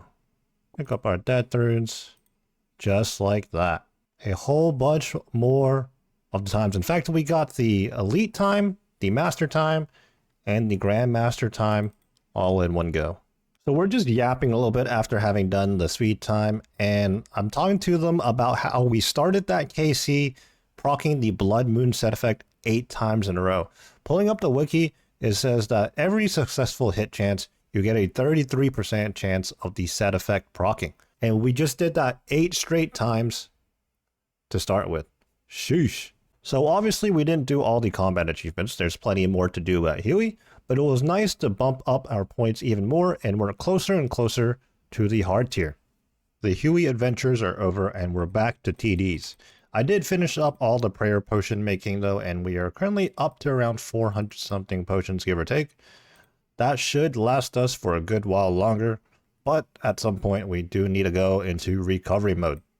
We are cruising through the KCs at Tormented Demons now. I meant to check in at KC 700 flat, but we're working on 702 already. With the knowledge that we're only reaching about 30 something KC an hour, and now that we're well over 700 KC, I decided it's time to bring out the big guns, trade over some more gear to use from Wait For It to 416 Hero. So we busted out the T-bow and a couple of other accessories like the Anguish, the Van braces, and whatnot. And we're just going to try to speed up the grind a bit. We've already spent over 20 hours here, and honestly, I didn't know what to expect going into this grind, but I did not expect such a long one, that's for sure. So we're going to be T-bowing from this point on. My first impressions with the T-bow at the Tormented Demons is that this thing is absolutely busted. But it should be no surprise because I do think the Twisted Bow is the best mega rare out of the 3. It is simply just so versatile, and it's probably the cheapest one to use. I'm currently using Amethyst arrows. Now in hindsight, it's crazy to think that I was using the Atlatl and the Blowpipe for that long. But I did have my fun with the Atlatl while knowing that it definitely wasn't optimal, to be fair. The Blowpipe, honestly, I don't know, maybe I just got put into a lull here of grinding TDs and just kind of forgot about using the Twisted Bow. Although, to be fair, I was a little reluctant to trade over the Twisted Bow because this isn't a dupe. With the Shadow and Scythe, not that I've been using the Scythe here, those are duplicates that just always sit on this account now. The Twisted Bow, not so much. We only have one in the GIM group, and I like to keep non-duplicates on the main account. But upon realizing that I've spent over 20 hours here already grinding Tormented Demons, while only hitting the drop rate for one Synapse, being at 743 KC right now, I I decided, you know what, I need to speed this up one way or another. Especially with the circumstances that I'm in as a group Ironman. The rules I set are really just arbitrary rules, and it's not like I'm playing a solo, where I just simply don't have a Twisted Bow. I think another factor that made me delay switching to using the Twisted Bow for so long is the Tumikin's Shadow that we've been using. With the way the Tumikin's Shadow works, magic damage percentage is very important. Now, as a 50 defense account, we're pretty limited. Obviously, we don't have access to Ancestral or Eternal Boots. And as such, that actually nerfs the Shadow quite a bit. But I guess my brain is mush from just grinding Tormented Demons all day, every day. And I didn't really think about that. And my brain just went to, you know what, I'm using a Mega Rare and it's not all that good. So no way the Twisted Bow is going to be good. But obviously, that's not the case. The Twisted Bow reigns supreme. Tormented Synapse, let's go! Our first one on the account. 783 KC. I was wondering what this guy standing here was doing. Oh man. Because like, you know, usually when people like run here, they see someone's here and then they world hop, right? But he's just been standing here. Anyways, wow, that loot beam was really something. I knew it was going to be a juicy one, but that dopamine just hit when it showed up on the ground. Sheesh. First one at 783 KC. We finished that trip up and we TP'd out. Now we have our Tormented Synapse. We're going to be making the Purging Staff as our weapon of choice. For now, at least. Later on, we might revert it and change it into the Emberlight when we have enough Ancient Shards to turn our Arclight into the Emberlight. Once you have the Tormented Synapse, you can't just make the weapon right then and there. Whether that's the Scorching Bow, the Emberlight, or the Purging Staff, which is what we're going to be doing. First, you have to speak to Cyrodiil. Now, I do believe you can actually speak to her at any point in time, and you have to ask her about her dad, I believe, is actually Cyrodiil. And basically, we go through some dialogue here, but the gist of it is that Cyrodiil left behind a set of notes, and this is regarding the Tormented Demons and their weapons. And it looks like we actually gained just under 1.2k Slayer EXP from just simply reading the book. Very nice. Now that we've done that, we now understand how to make these weapons, and now we have to head to an anvil. Made my way to the Varrock West Bank anvil, pretty popular spot for smithing. And let's go ahead and use the synapse on the anvil. And it says we need an iron bar. Interesting. Okay. That part I didn't know. Surely we have an iron bar. In fact, we have plenty, over 1,000 of them in the bank. Back to the anvil. Let's try again. So we did have the battle staff in our inventory, so I guess it didn't have to ask us. It just knew we were going for that one. And there we have it. A purging staff. Let's take a look here. Looks pretty cool in my opinion. I've never had one on either account. Over on Wait For It, I've only had the Emberlight. Pet the stray dog, of course. Anyways, let me gear up and figure out the new setup.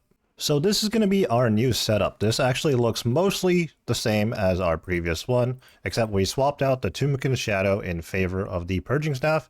And because the Purging Staff is a one-hand weapon, we get to use the Mage's Book as well as our best in slot offhand. Range setup is the same. Everything else is the same. However, we do have soul runes in our inventory because we're going to be auto-casting Dark Demon Bane.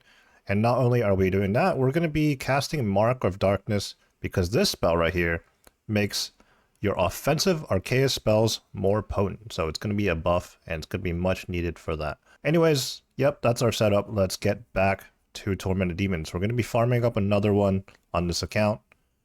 And I think that's going to be our stopping point. Once we get our hands on another Synapse, we're going to move on and try to focus up on Black Demons, Demonic Gorillas, and get ourselves some Zenytes. Back at the Tormented Demons, let's showcase the Purging Staff a little bit. So I already did cast Mark of Darkness. Here we are with the Dark Demon Bane spell. And pretty hard. Oh, we gotta make some room to swap into our Twisted Bow. Yeah, our KC per hour is absolutely gonna shoot up now that we're using both the Twisted Bow and the Purging Staff. several KC later now, and I'm still thinking back about that drop that just happened. That's actually the biggest drop we've gotten on this account by far. The second biggest thing I can think of is the blowpipe drop, the Tanzanite Fang, at Zulrah. Even then, the Burning Claws from the same location here at Tormented Demons was actually probably a higher GP value than the Tanzanite Fang. Just like that with these new, more powerful weapons that we've been using, we're creeping up on 800 KC at Tormented Demons. Found Yat has reached smithing level 69. Very nice. What's even more nice is that we're about to snag our second synapse right here. Never mind rune arrows. Working on KC 835 here, so you can tell that the KC is flying. And I was just saying that it's kind of strange, funny how RNG works, because in our first 600 or so KC, we didn't get any magic longbows. But here we are looking in our inventory, we have 2 of them sitting in our inventory. Well, it has crept up on us, but we just hit 80 Slayer. This one is actually significant, as we've just unlocked the ability to do neck reels. It's going to be a really good barrage task in the Catacombs of Kourend. You can see in the clan chat that Yat is saying, what the heck, you were just level 69 Slayer for the quest Monkey Madness 2. And yeah, after completing Monkey Madness 2 and while Gothic sleeps, I think those quests do give out a little bit of Slayer EXP. But on top of that, Tormented Demons, over 1k EXP per Tormented Demon. And hey, I mean, at this point, we've done over 800 KC here. No second synapse yet, but we are creeping up on another important little milestone or level. And a few more T-bow hits here, we're going to be hitting 98 range. There it is. Just one more level until we hit 99. And that will be our 4th 99 on the account. Although, I think it's more likely that we're going to hit the hit points level first. And then range will probably follow shortly after. Our new setup, new weapons that we've been working with have definitely sped up the task quite a bit. But nevertheless, this task I'm glad to be over, but it's going to be pretty ironic, pretty unfortunate in some senses, if we get another Greater Demons right after this. Although we are still hunting the second synapse. But please, please give me a Black Demons task. Actually, at this point, I will also take any task that puts me in the Catacombs so that I can get some more Ancient Shards. But for right now, let's see what we can get from the last KC of the task. We will be flicking to the Bracelet of Slaughter. It'll be a little anticlimactic here if we get the proc. Let's find out. Nope, that is our task completed. 293 Greater Demons on this task. And we get a Dragon Dagger as our last drop. Let's go find out what our next task is. Moment of truth. Kuradel, what are you going to assign? 183 Hellhounds. Now, I did say previously that we would be blocking Hellhounds the next time it showed up. But I also just said that we need Ancient Shards, so any task in the Catacombs would be good. So now I have to decide. I think I will be putting Hellhounds on the block list. They are just a little too common. In fact, like I mentioned before, they're the highest weighted task available for me at this point in time. There are other tasks I could be doing. I don't know why I'm running away from Kuradel. We got to pick up another task. There are other tasks we could be doing in the Catacombs, namely Dust Devils or Neck Reels, which we recently unlocked at level 80. However, we just got a Zar task, and we're going to be skipping this one. I just currently don't feel like doing Zars, Jad, or Zuck at this point in time. We're going to pick Jad, and we're just going to enter and leave. It's going to be a free skip. Back at Kuradel once again, bunch of people standing here. What's our next task? 132 trolls? No, thank you. We're going to be heading over to Aya. After 3 or 4 skips, we finally got what we wanted. 224 Black Demons. Off to Demonics we go, finally. For this Demonic Gorillas task, or Black Demons, we're going to be reverting our newly made Purging Staff back into the Synapse form. I guess we do lose the Battle Staff there, but that's no big deal. And we're going to be turning the Synapse into... Oh. Wait, I gotta go read the notes again? Okay, be right back. Alright, the notebook is in my inventory. I don't know if that's what was needed. Let's use the Synapse on the anvil. You require either a battle staff and an iron bar or Arclight to make a weapon out of this. What about the bow? I have figured it out. Turns out I don't have the fletching level. I need 74 fletching. I previously talked about how getting the magic longbow drop is important if you don't have the fletching level to make the Scorching Bow. And it's actually not the act of making the Scorching Bow, it's that you need 85 fletching in order to make an unstrung magic longbow. So, ironically, making the Scorching Bow has a lower level requirement than making a magic longbow. But as an Ironman, obviously you're going to have to get a magic longbow yourself somehow. So you either get it as a drop, or you get 85 fletching to make one. But you only need 74 fletching if you have the magic longbow to make the Scorching Bow. But unfortunately, I don't even have that. I'm currently at 67 fletching. We could look into whether we can easily get those levels if we have the resources. Let's find out. We're going to be training up our fletching by making some yew short bows. Unstrung anyways, we're not going to be spending time stringing those. So a little bit of bank standing action here. Break from all the TDs we've been doing. But I am excited to get to these demonics with a big task for once.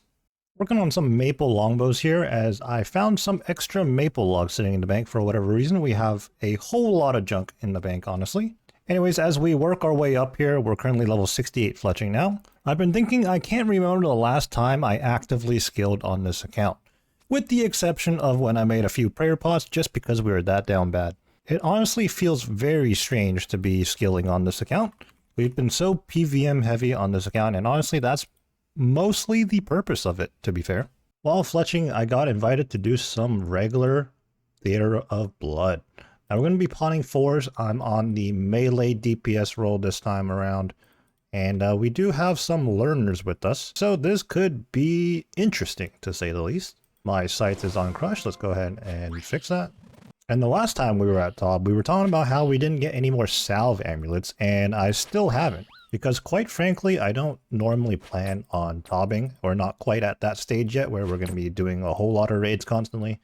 But when I get invited, and when I'm up to it, I might as well come here, right? To be honest, being a 50 defense account, lacking rigor, lacking augury, the melee role probably is the best option for me. Oh, it appears we're not skipping. I thought we were.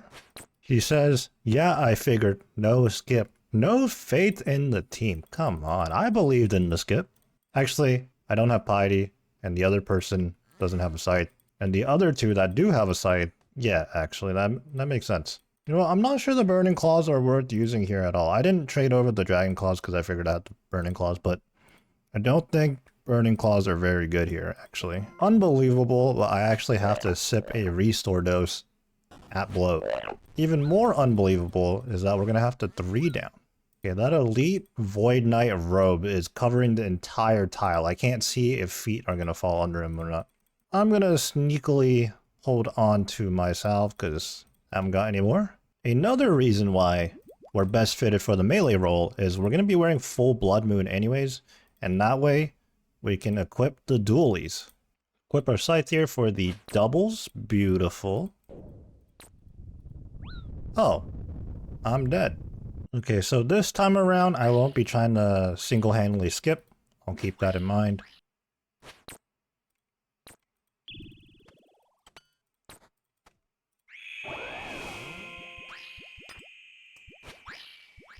Okay, something just majorly leaked because I glanced up at the HP bar and all of a sudden it was 46%, so I'm not sure what happened there. Ooh, we get a ruby proc. Get our dualies out, our boppers. We're gonna call them everything but its actual name because I don't know how to pronounce it. I get to do the maze.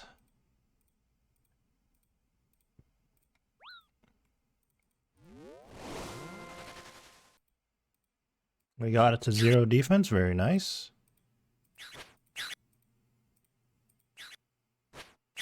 This is the longest post-Screech Zarpus in existence. Jeez.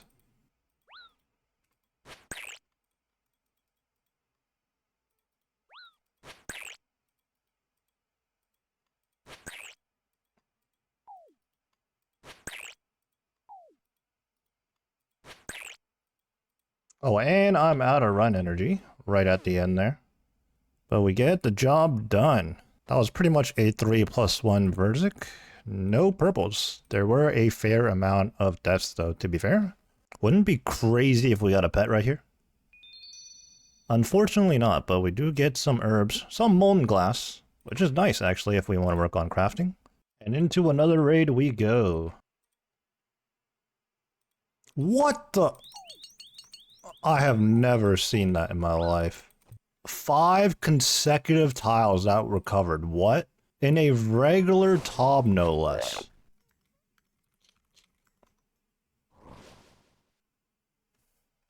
.6%. I don't have anything in my death coffer too, so it's just taking straight GP right now.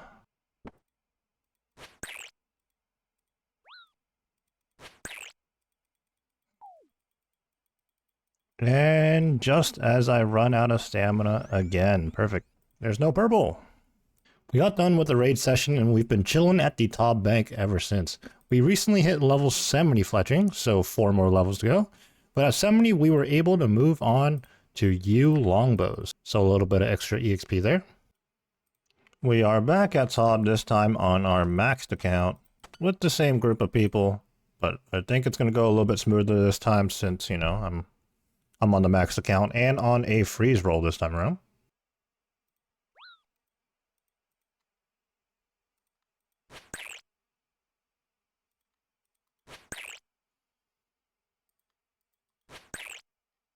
Yeah, if I was on my 50 defense account, I would have been out of prayer like 2 minutes ago. Where's the purple? Also, you know, I'm just significantly weaker on that account. Even with the mega rares and all, just like the lack of piety, like the top tier prayers and whatnot. Oh my god, we did it! No way. Here comes the purple. Never. I already have 2 pet rolls on this account. It's time to get a third.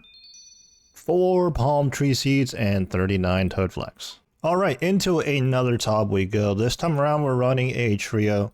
I am on the melee DPS roll.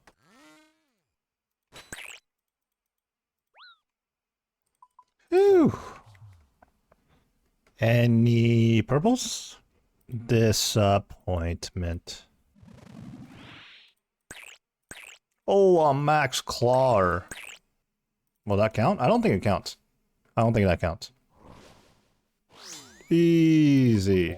Dude, there's no purple. Where is the purple? Never.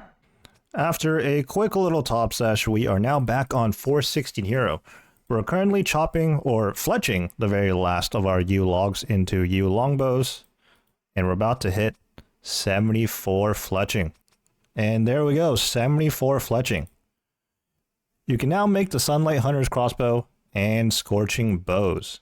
Kind of weird phrasing there in the text, but yeah, that's what we're after, the Scorching Bow. So let's go ahead and grab our Tormented Synapse in our inventory. We're going to need a magic longbow unstrung. 7 of those from Tormented Demons. And I think we need a hammer, probably. And let's get to an anvil real quick. We made our way to the anvil at Varrock West, classic location. I think we have everything on us. Let's go ahead and find out. Evidently, we don't. So I think for the Scorching Bow, we might not have to go to an anvil after all, which in hindsight kind of makes sense. I think what we have to do here is just simply use the synapse on the longbow. Oh? Little bit of an animation. Oh, that's just the generic fletching animation, never mind. But there we have it. We have the Scorching Bow. Let's put that bad boy on. And now we can gear up for some demonic gorillas. Welcome back to another GIM Series video. It's been a while since I recorded an intro for any of the episodes that I've done so far in the GIM Series, but I thought this was important to make as I feel like there's been a bunch of new eyes on the channel and new eyes on the series specifically. So currently I am on my maxed account, wait for it. This is part of the same GIM group, and this account I played originally way back before I even decided to start recording any YouTube videos. Now don't get me wrong, there are some videos if you dig deep enough in my YouTube channel where I've recorded moments such as achieving Blorva, maybe some Inferno, hard mode time PBs, and things of that nature. But I never recorded everything and all my progress until I started the new account 416 Hero. Now 416 Hero, let me just switch over the POV real quick, I guess. This is 416 Hero, an account with 50 defense, 82 attack, and 63 prayer. Everything else I'm just going to be leveling as normal, and we will shoot for 99s eventually. This account, if you follow the series from the beginning, we've been following this account since the level 3 Alpha Tutorial Island. This account was created out of boredom from the endgame Ironman grinds remaining, such as Fasani's Nightmare, Corp, and the Imbued Heart, and along with some other things. I also wanted to start this account because there were a lot of updates to the game that added new dynamics and new metas, such as the Perilous Moons, which is exactly why I opted to cap this account at 50 defense for the Moons gear, and just as an extra challenge to some milestones such as the Inferno and the Colosseum, which you'll see that we got done. Another example is our cap at 63 prayer. This enables us to get Deadeye and Mystic Vigor, which are prayer scrolls, an upgrade dropped from Royal Titans, the first duo boss in the game. Throughout the series, we switch our POV back and forth between the maxed account and this account, and I don't quite have an official label for this account. I do like to refer to it as a 50 defense pure account, but some people are really up in arms about the definition of a pure. I think to some people, a pure means a 1 defense account. Anyways, let's cut the rambling here and get into the content. We're currently working on getting Black Demon's Task and Greater Demon's Task for key unlocks such as the Tormented Synapse and the Zenyte shards. We've geared up just weapon swaps and burning claws for specials, and of course we got the Bracelet of Slaughter with us. We're using the scythe again, but this time around we get to use the newly made Scorching Bow.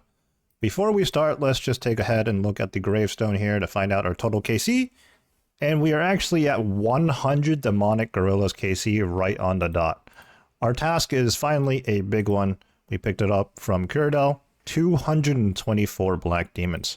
Of course, we're going to be using the Bracelet of Slaughters to extend the trip, and we'll see how many more we can get. And we'll likely hit drop rate for at least 1 Zenyte shard, so we'll see if we can get lucky. I'm not sure how we just got a combat task, because obviously we've been here before. Hitting them where it hurts. I'll have to find out what that is. Let's take a look. That is an elite combat task, so hitting them where it hurts. Finish off a demonic gorilla with a demon bane weapon. You know what? That makes sense. We have not brought a demon bane weapon here before. Yeah, as we're working on some tormented demons here, let's think about a situation where maybe we're a fresh Iron Man. Let's take a look at it from that perspective.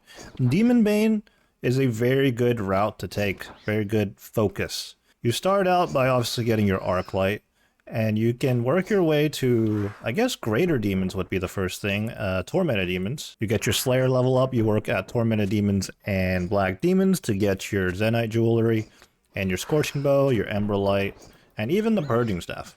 Once you have that, you kind of have your options. You could go to Yama with your Emberlight and Purging Staff, get yourself full Oath Plate, so you don't even have to visit the God Wars dungeons yet. In fact, I think Oath Plate is a straight upgrade over Bandos. So once you have Bandos from Yama, and Oath Plate from Yama, and let's not forget the double death charge, which is actually a pretty big deal as well. You can also take a Scorching Bow over to Zami, so you do end up at God Wars. But Scorching Bow Zami is going to be really simple to do, especially if at some point maybe you sneak in some low level TOAs and snag a Lightbearer. Then Zami is going to be super chill. You get yourself a Zami Hasta, and at that point, you do a little shaman hunting on the side. And the Scorching Bow is actually very good, a very good weapon in general, like aside from using it specifically on Demon Bane mobs. For example, I have used it on a hardcore to farm Zulrah, and I can tell you it was actually pretty good. But you're going to get yourself a Dragon Warhammer, you're going to have Oath Plate, you're going to have a Zami Hasta, and honestly, you're raid ready.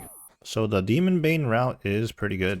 Oh, and can't forget, at Tormented Demons, the Burning Claws. Very good spec weapon as well. Reducing the amount of switches we brought here is a good call, because Demonics, it feels like I'm out there PKing in Nobility right now. Honestly, that's what it feels like. Back with another trip at Demonics, and this time around we swapped out the Scythe in favor of the Blade of Saildor and our Rune Defender. Now this is a obvious downgrade DPS wise, but obviously it's not smart in general to be using a Scythe on regular old Slayer tasks. We did have our fun with it, but I made the choice to switch back to the Blade. Demonic Gorillas have been going by a lot quicker than Tormented Demons, that's for sure. We're currently on KC 100 of the task, or 200 in total, and nothing since that Ballista Spring from quite a few tasks ago from Aya.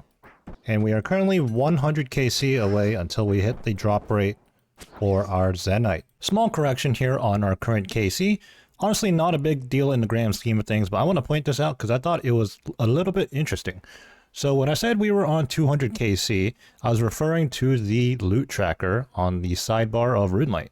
We're currently on 202 KC, but after banking on a trip and coming back, I decided to check the gravestone, and we're actually precisely on 200.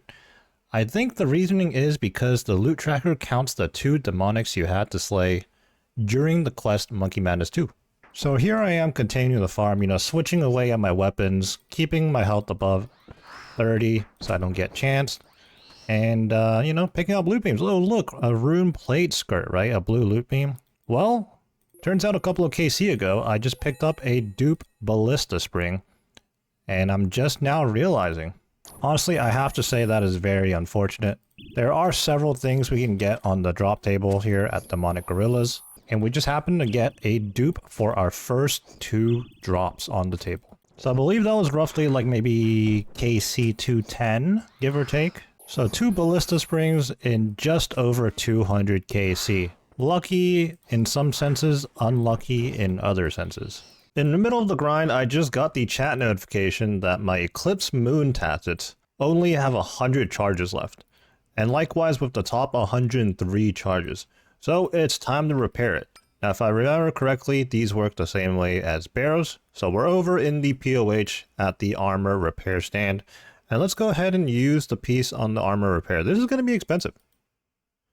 1.8 mil for the top and bottom. Oh my. I mean, obviously we have to do it, but oh, that hurts. That hurts. And here is another drop for us at KC 267.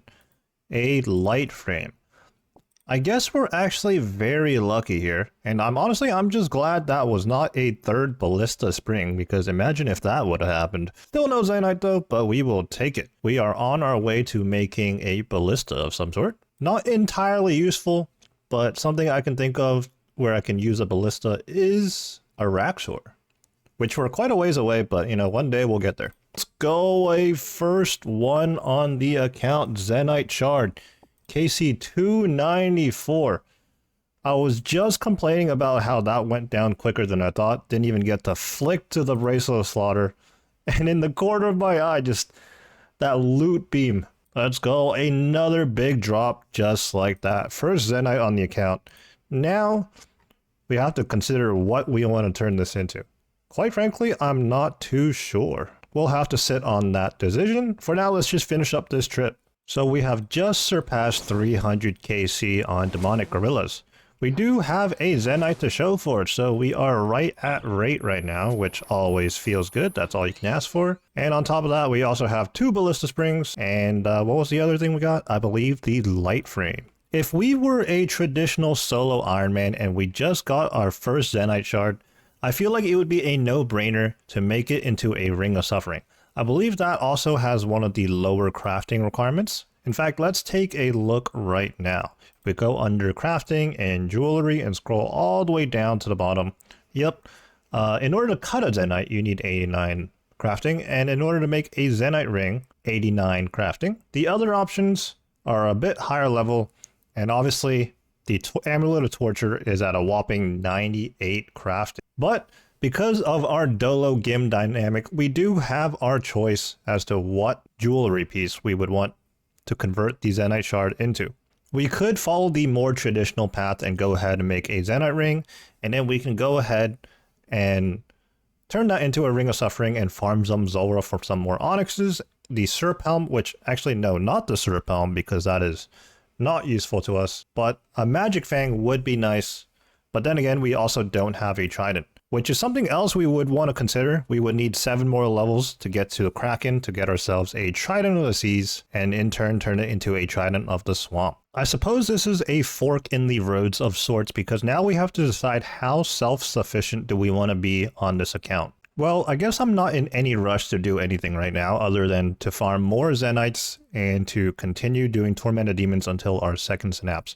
So with that being said, I'm just going to chuck this in the bank and we'll keep grinding away at our Slayer task, which is 67 Black Demons remaining. We're working on the potentially last KC of the task here, assuming the Bracelet Slaughter doesn't proc. Let's see if we can get our hands on another Zenyte on our way out. Got a little bit of spec, might as well send the Burning Claws here.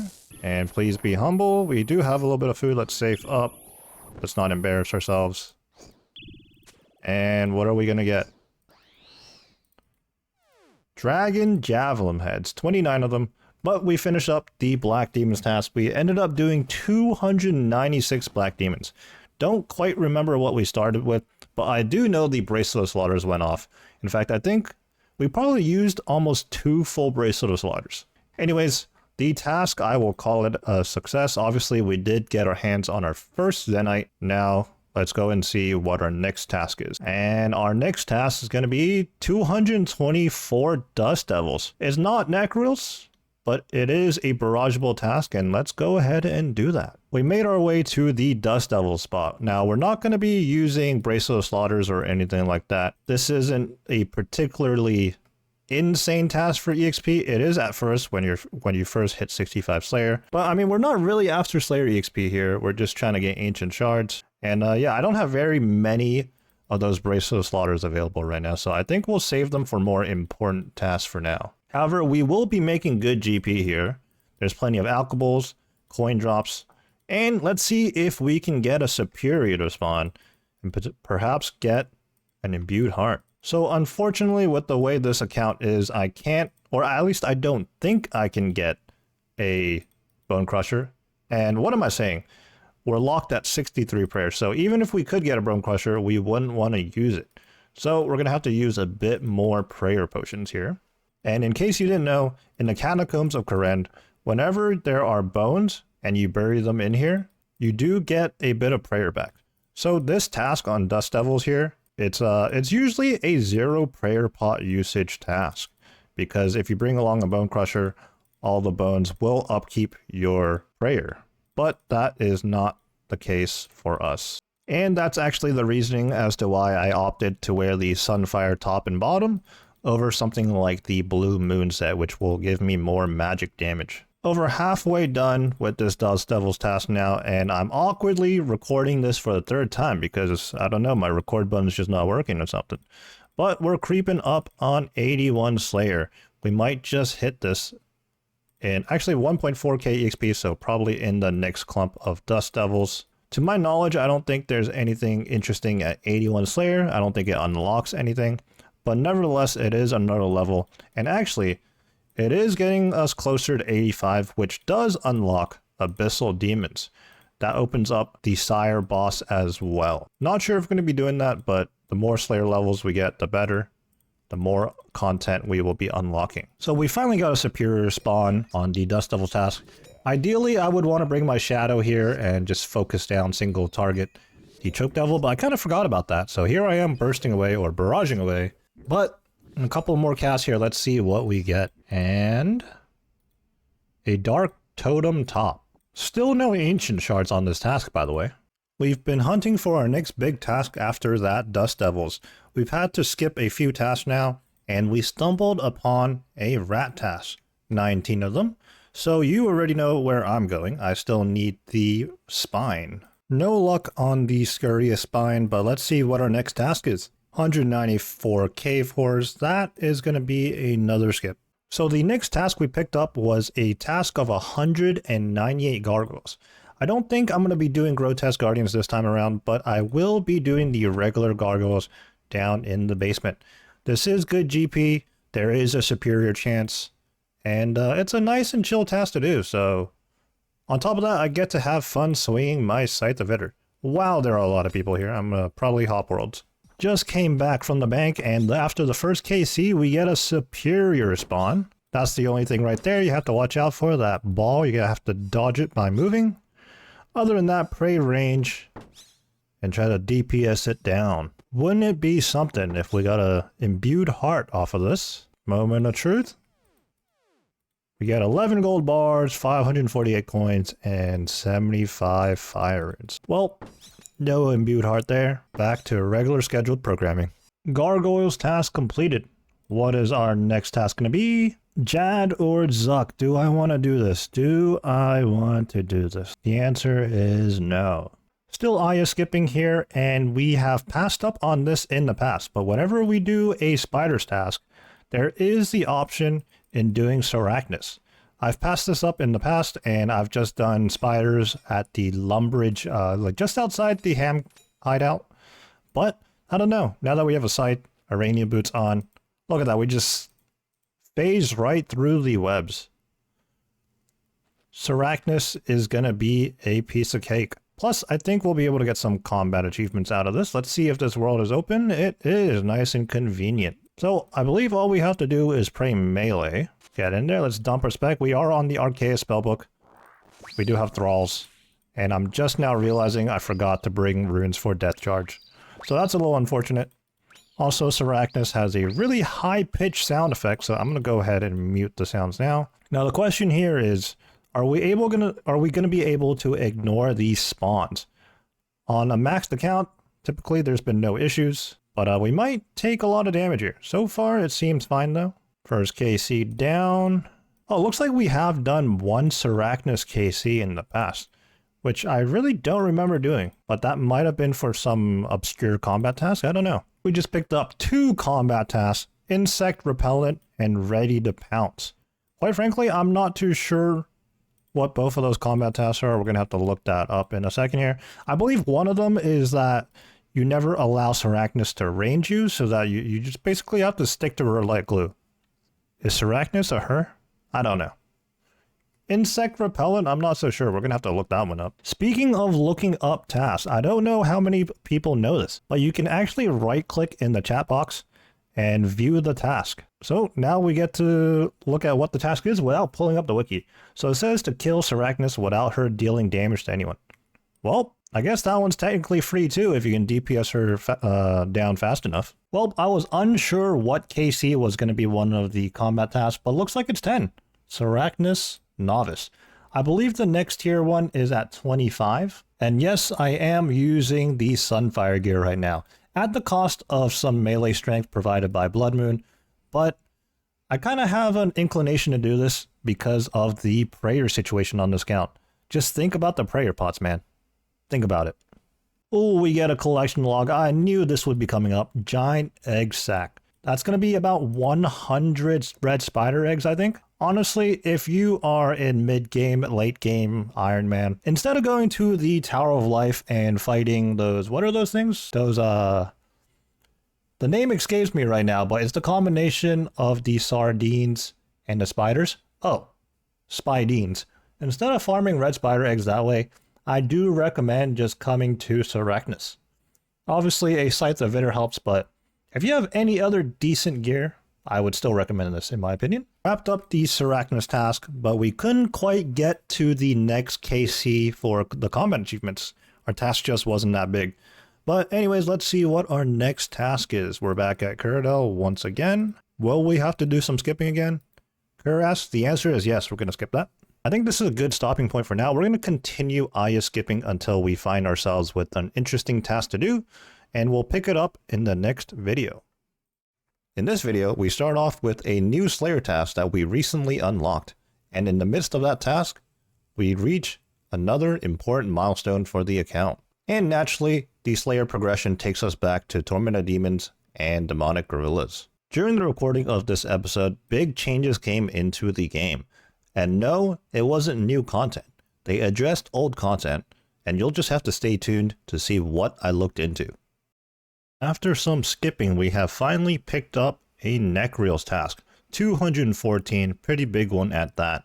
This is a great task to pick up for multiple reasons. For one thing, it's in the catacombs, so we're going to have chances at the ancient shards. We did pick one up from a previous Dagannoth task, but we are still a ways away. We're not even halfway there yet, I don't think. Another thing is Necryl's task is obviously a barrage task, so the EXP is going to go by pretty quickly. And, of course, there is the superior chance, so we could get an imbued heart. Made our way to the catacombs where the Necryls are. The second chamber further east is usually the better room for barraging. The other room is good too, but I think this one's just ever so slightly better. I think the main thing is that occasionally in the room to the west, they can sneak up the stairs over there sometimes. Anyways, we are geared up in our Sunfire gear again for barraging, despite the fact that Necryls, I think they are a little bit tankier than Dust Devils, but I've been talking about my dire prayer pot situation, so I'm choosing to conserve more prayer. And for good measure, I even slapped on some Devout boots. Just realized that I never swapped out the ring and we're still using a Berserker ring, but let's not talk about that. Unlike the Dust Devils task, a Necryl's task is actually not a 0 damage task. These death spawns do range you from time to time and do a little bit of chip damage to you, so make sure to bring Blood Barrage as well. On top of that, the superior variant of this mob is much scarier than most superiors, so keep in mind that as well. Just picked up another ancient shard, so we're one closer to the 30 we need for the Emberlight. I just think it's kind of funny how much stock we put into getting these, because in any other situation, these ancient shards would just be a drop where you go, oh, that's neat, I guess. And a collection log, Rune Boots. Interesting thing about the Rune Boots drop is that if we weren't in a Dolo GIM dynamic here where we had our maxed account provide us with the Arania boots, we would otherwise be rocking Rune Boots for quite some time. That's because there is a ginormous gap between 80 Slayer having unlocked Necryls and therefore access to Rune Boots, and I believe 93, let's just fact check that real quick. No, 92 for Araxites where they dropped the Arania boots. In just a few more casts, we're going to hit a pretty big milestone. And there we go, there it is, 99 hit points achieved. That is the fourth 99 on the account. And the next one that's probably going to follow is 99 range. We are 900k EXP away. But from this point on, we will never be healthier than we are now at 99 HP. It appears luck is on our side because here is a huge Black Demons task, so back to Demonics we go. Starting KC on the task is 396 Demonic Gorillas. So as of right now, we are 1 out of 4 on our Zenyte. We've also pulled 2 Ballista Springs and a Light Frame, so we're lucky in some senses, but only 1 Zenyte so far. I just remembered something. So I made my way over to the Duel Arena, PvP Arena, Amir's Arena, whatever you want to call it. But we're here to claim our 99 HP cape. I'm going to speak to Surgeon General Tafani here and ask for a skill cape of hit points. It's going to cost 99k. There we are. You know, I'm not sure I've ever used the skill cape emote for this one, so let's check out what it does. I can't perform that emote now. Okay, unsure as to why I wasn't allowed to use the emote over there, but I just TP'd out to another location and... Now the HP 99 cape does have some niche uses. It used to be relevant at Wintertide, but nowadays I'm not so sure anymore. Anyways, back to Demonic Gorillas we go. Over on the maxed account, we're finally starting to address our prayer pot storage. I do have a ton of Renar seeds, but I just never got around to doing any herb runs, and quite frankly, I just don't do them at all. But the game has forced my hand. The situation is what it is, and now we gotta start doing some herb runs. Another day, another Demonics trip, and for some reason, somebody here is leaving a ton of Amethyst darts on the ground. But like, that is strange to me. Like, if I was feeling lazy and I didn't want to bring like a cape switch of any sorts, I'd be camping the quiver or some sort of assembler, you know?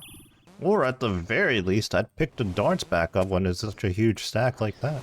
That was KC number 500 right on the dot, and we get a pair of Rune Plate Legs. Now you'll see in the spellbook, they just did a pretty big update, And apparently they added some new spells or something to the standard spellbook, and now the high alch spell is on the left side of the spellbook rather than somewhere on the right where we're all accustomed to. So it's going to take a bit of time to get adjusted to that. Just got ourselves our first redwood tree seed drop. 2 of them, in fact. I don't know what the drop rate on that is, but it has to be pretty rare. Over the course of our grind at the demonic gorillas, I've been noticing some people use the Osmumtum's Fang. Now that I think about it, I did used to use the Fang on wait for it when I was grinding demonic gorillas. So I ran the DPS calcs, and the Fang is indeed better than the Blade of Saeldor. So for some variety's sake, we're going to be switching to the Osmumtum's Fang and banking our Blade of Saeldor, which I just noticed is still sitting in our inventory. So let me get rid of that real quick. Working on KC number 600 in total right now. It would be the perfect time to get our second Zenyte. What are we going to get? 1 big Scobo hit. Okay, or we can hit a tiny 4. 74 death runes.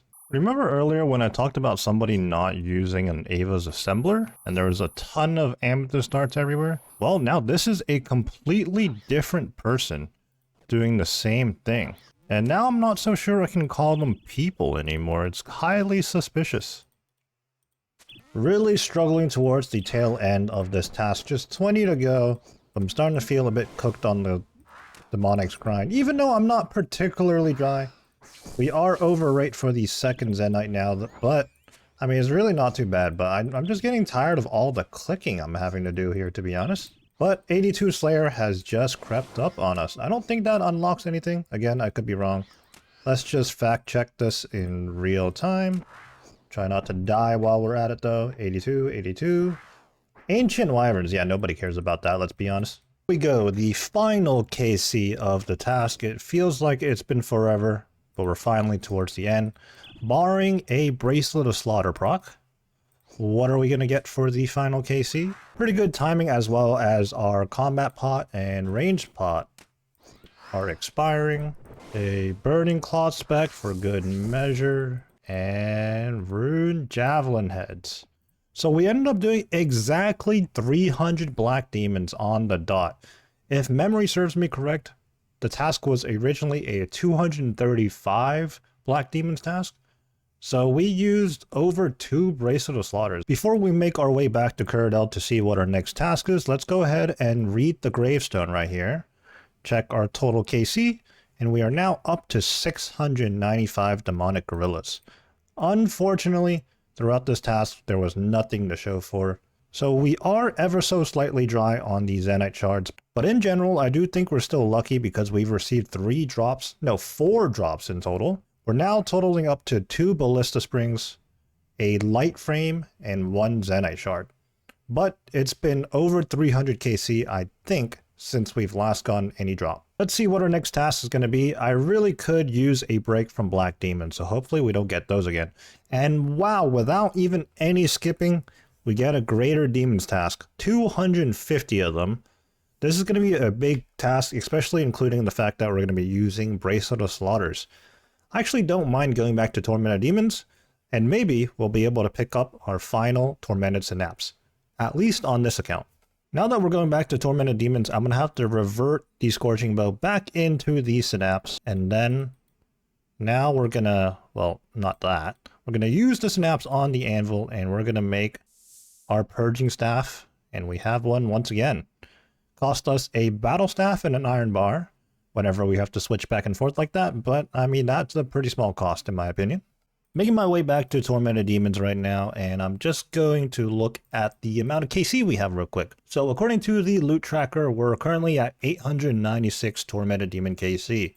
So we're going to need another 104 to be exact to reach the drop rate for our second Synapse. We'll see if we can get better luck here than we have at Demonics. So having gone back and forth between the Greater Demons, or Tormented Demons rather, and Demonics, I feel like I have a preference to liking Tormented Demons more. I feel like the slower pace at which you have to change your gear is nice, and I do think the Purging Staff is more significant at Tormented Demons than the Scorching Bow is at demonic gorillas. I could be wrong, maybe it's skewed because of the lack of rigor I have, but then again, I don't have augury either, so not sure about that. Seems like every time I'm at the Tormented Demons, I'm kind of just in a zone of sorts, and I don't really pay attention to anything else. Time just seems to go by quicker than it really does, and as a result, I miss out on some things. For example, we just hit 96 magic, so 3 more levels to go until we hit that coveted 99. Now the 99 cape for magic is actually pretty crucial, especially if you don't have the POH altar to swap spellbooks, because each day the magic cape gives you 5 free cape swaps, or spellbook swaps I should say. Now it matters a little less to us because we do have access to a altar in the POH, but it's also nice in the event that we get to a location. For example, if you make it all the way to Dagonoth Kings and you realize you're on the wrong spellbook, it's a kind of a pain in the ass to teleport out, swap, and go back, right? So if you have a magic cape or a max cape, you can swap spellbooks that way. Although I guess that's more specifically a max cape perk because you wouldn't randomly be carrying a magic cape around.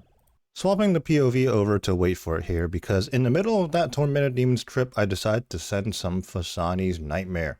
I've mentioned this before, and due to the nature of the series and in the name of consistency, what I record and when it gets uploaded may not line up that well sometimes. During this recording, they implemented a massive update where they addressed a bunch of existing content in the game, and one such thing was Phosani's Nightmare. You may remember that previously we mentioned that the clan had a Phosani's Nightmare Boss of the Week planned. However, the hype really died down for that because Jagex announced that they may remove an entire phase for Phosani's Nightmare. Well, turns out they did make that change after all, so we had to go check it out. Now, if everything went according to plan, there should be a video available on my channel that was released on the update or around update time regarding Phosani's Nightmare. I'll be sure to link that video in the description, but it's otherwise not part of the GIM series. So with that being said, let me just update you guys on what exactly happened if you haven't seen that video already. There's a few other adjustments they made to Phosani's Nightmare as well.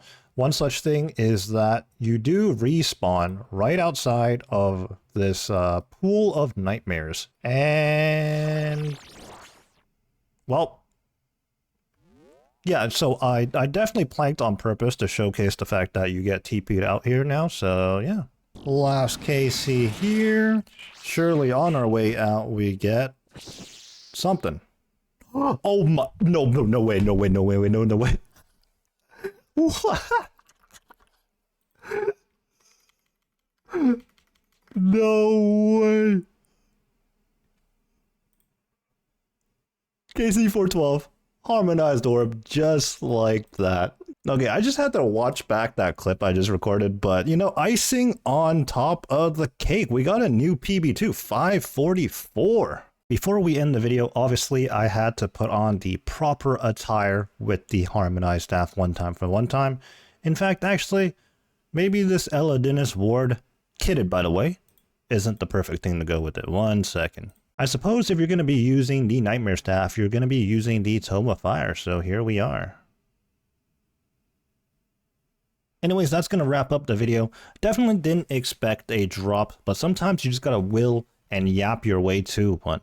The intentions today were simply to try out some Phosani's Nightmare post-update where they removed an entire phase. And in conclusion, the pacing of the boss feels much better now, and I think I'm going to enjoy the future grinds much more. That's probably one of the best feelings, when you have no intention of actively grinding out a boss, but you just happen to get a drop anyways when you're there for a few KCs. Anyways, we're going to turn our attention back to 416 Hero, trying to finish out 1 more Synapse and perhaps 3 more Zenytes. I will say though, we've been putting many hours into the 50 defense account, and I feel like we are due for a switch back to playing the maxed account for a little bit soon. Again, in real time, there is a clan bingo coming up, so I'm going to be playing that on the maxed account, wait for it. I do want to achieve the 4 Zenytes and 2 Synapses before then, but only time will tell. If we don't make it, we don't make it. And like I said before, I want to prioritize fun above all else in this series. And as of recently, I feel like I may enjoy playing on the maxed account more. So we'll be looking to switch real soon. There seems to be a reoccurring theme in our recent adventures.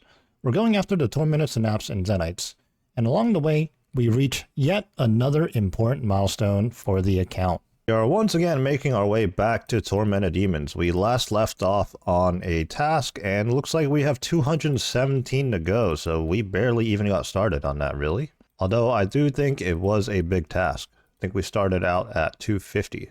Our current KC is 942, so I have high hopes that we're going to get another Tormented Synapse. I'm going to have to go ahead and hop worlds. There's someone here. We had to hop about 10 worlds or so, maybe a bit more than that. Looks like there's just a lot of people here, or at least at this specific end of the hallway there's a lot of people. Okay, we didn't set autocast and we just staff bashed.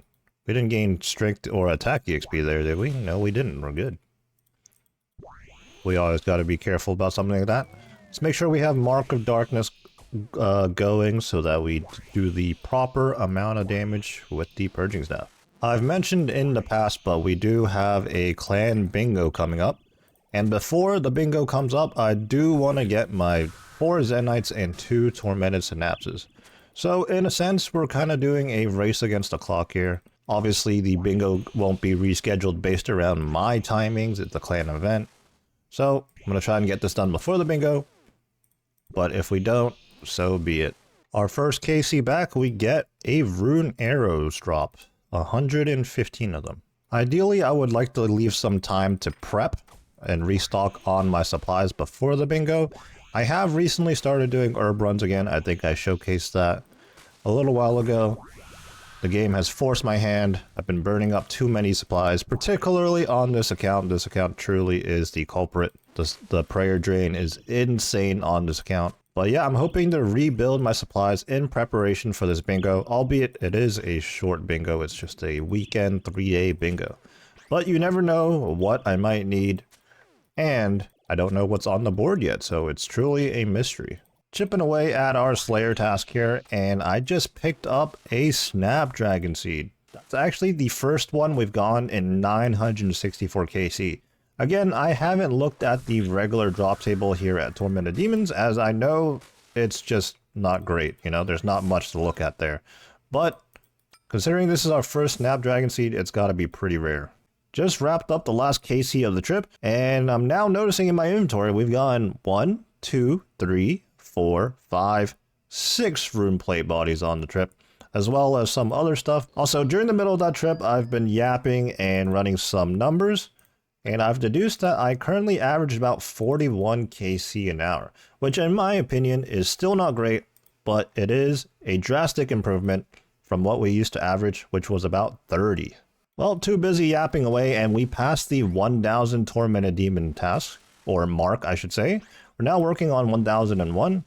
Unfortunately, we did not get the magical 1k into the Tormented Synapse drop. That would have been perfectly on rate, but that's just simply not how it works. 100 KC later, and unfortunately still no Synapse. But 91 left on task, so we keep going. Just hit 83 Slayer off of these Tormented Demons. 2 more levels until we unlock Abyssal Demons. Currently working on KC 1200 here. That's right, we've done another 100 KC. Still on the same task, just 21 left to go, plus whatever the Bracelet of Slaughter gives us. Unfortunately, thus far, it's been pretty quiet and nothing to show for, but with 21 left on the task, there's still a chance we pull something. Heck, maybe even on this 1200 KC. This is by far the most Tormented Demons I've ever done in one sitting. It's been, not even sure. I mean, I've been logged in for 4 hours, so pretty much that, I guess. And at one point, I actually had to go buy some fire runes because I completely ran out in the middle of a trip. Anyways, there's KC 1200, and all we get is a magic short bow U. I've been so focused on chipping away at this Slayer task that I didn't realize that 99 range was creeping up on me. You can see here that we are just 4.8k range EXP away from 99 range. And with 3 left on task, I think we are going to snag it off of one of these remaining Tormented Demons. Here we go, we should be picking it up off of this Tormented Demon. This has really crept up on us, but it's about to be our 5th 99 on the account, I believe. Oh, maybe on the next demon then. And this is actually going to work out pretty well because this is the last one on the task. I'm also curious to see how many total tormented demons we would have done on this task. The original assigned number was 250, but obviously we've been using Bracelet of Slaughters. My guess is that we're going to be well over 300. But let's go ahead and get this 99 first. There it is. Our fifth 99 on the count. And in terms of combat stats, we just need 3 more magic levels. Now if we can close out this KC with a Synapse, that would be a storybook ending to this task, I guess. Here we go, here we go. I'm not even going to switch to the Bracelet of Slaughter here. I am done with this task for now. And the moment of truth. 329 greater demons and we get the teleports. Oh, let's get out of here. So basically we got 79 Bracelet of Slaughter procs. And without wasting any time, let's head over to the Range Guild to pick up our cape. We're picking this one up right away, unlike the HP cape where we kind of forgot about it. All right, who do I talk to? Clearly this guy right here, the armor salesman. He's actually rocking a what looks like a longbow and a kite shield. How does he do that? All right, let's ask him about the cape. Wait, do I not talk to him for the cape? Hello? I'd like to see what you have. Ah, okay, here we go. So there are some capes where you buy from a shop, and this is one of them. I'm trying to think of another example right now. Oh, the rune crafting cape is another one that you would buy from a shop, weirdly enough. Here we go, ranging cape. Let's slap that bad boy on. It kind of goes well with the Eclipse, I'm not gonna lie, because the cape trim is like orange, fits well. And the Eclipse armor has like some green tint, not tint, but green accents to it. It's currently super late at night, so I decided to do some laid back Slayer. Our next Slayer task was Fire Giants, and I figured, you know what, I can just AFK this in the catacombs, and maybe we can get our hands on some more ancient shards. I'm also logged on to the maxed account, however, and over here we're doing some gem mining so that we can make more Bracelet of Slaughters, as well as Expeditious Bracelets, and even the Amulet of Chemistry for whenever we do herb lore.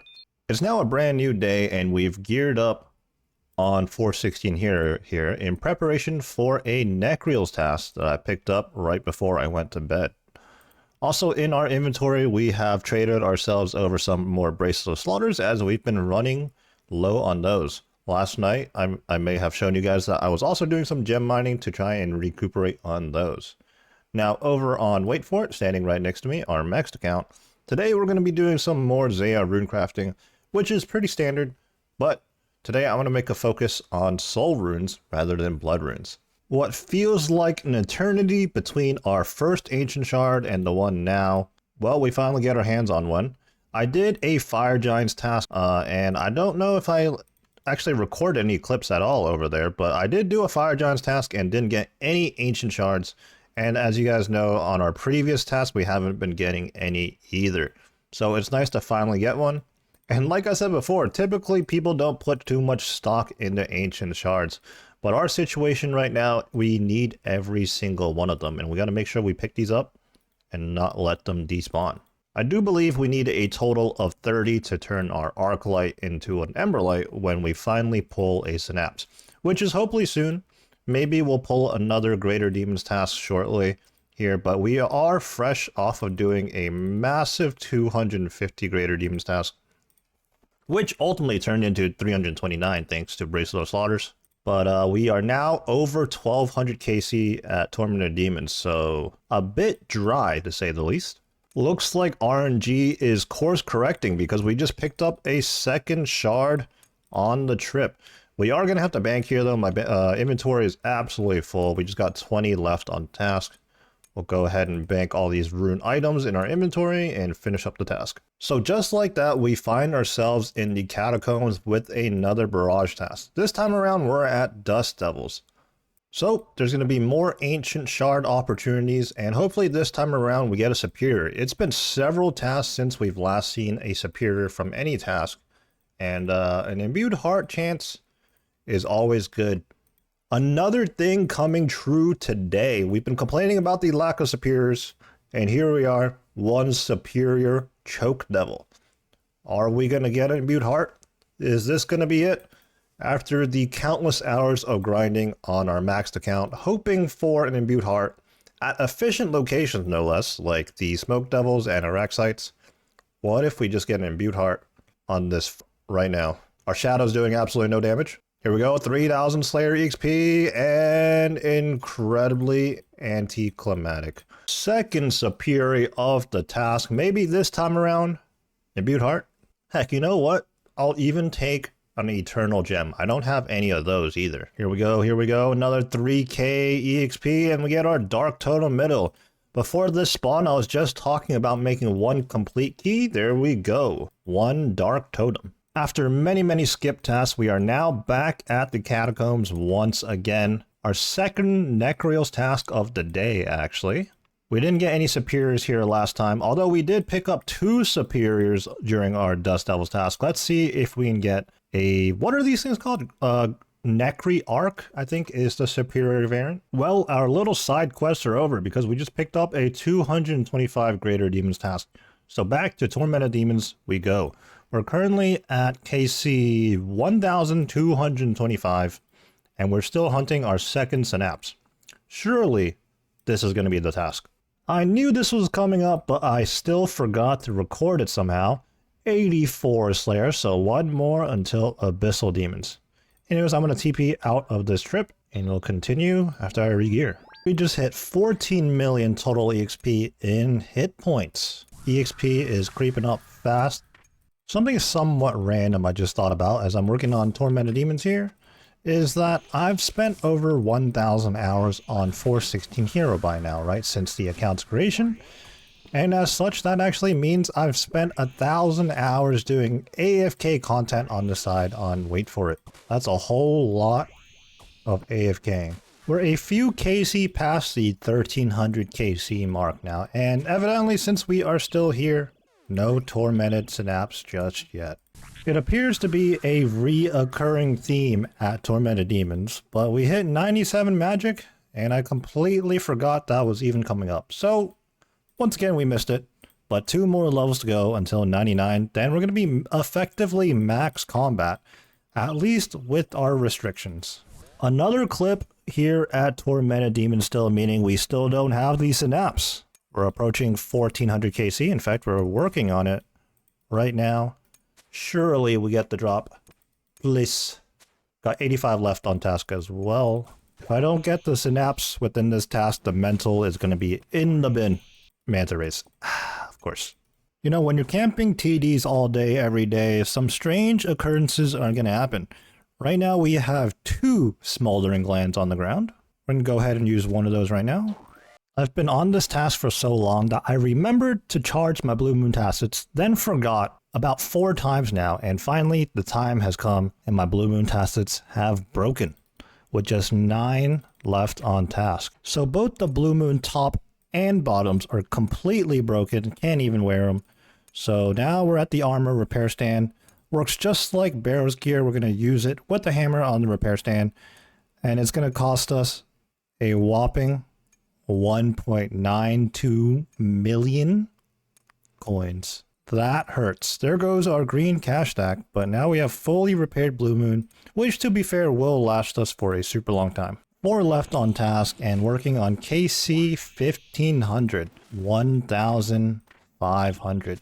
So that is going to be rate for 3 Tormented Synapse, but unfortunately we still have just the one. Unfortunately, we only get Grimy Quarms, but we have 3 more chances, perhaps maybe 1 or 2 more, depending on how kind the Bracelet of Slaughters want to be. A few more opportunities to snag this Tormented Synapse before we go yet another task without a drop. Final KC of the task, long time coming. We've been working on this task all day from start to finish, which I will safely say I will never do that again. This took way too long, and we get 89 rune arrows. Well, it's off to bed for me, and we'll see what our next task is tomorrow.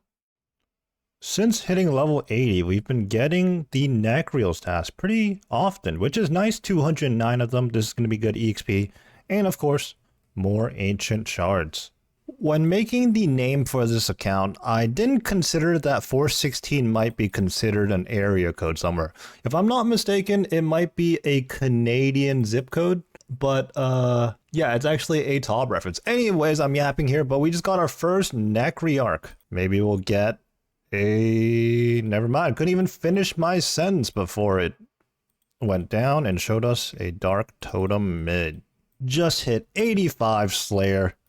Huge unlock as we can now do Abyssal Demons and Abyssal Sire. I was just thinking when we were creeping up on EXP here that I can't actually use a whip. A whip, you can train attack EXP, control EXP, or I should say shared EXP, and defensive EXP, none of which I would want. So it's a good thing way back then, a few months ago, we actually decided to make a Blade of Saeldor. At the time, this was not something I even considered, but it's a good thing I made the decision that I did. Now, I don't know if I want to be doing Sire or not. I might do some just for some combat achievements, but beyond that, I know they have made some adjustments to Sire, but I'm not sure I'm too interested in doing it, to be honest. Doing some more Aya skipping here, and we picked up a Minotaur's task, which we have done many times in the past.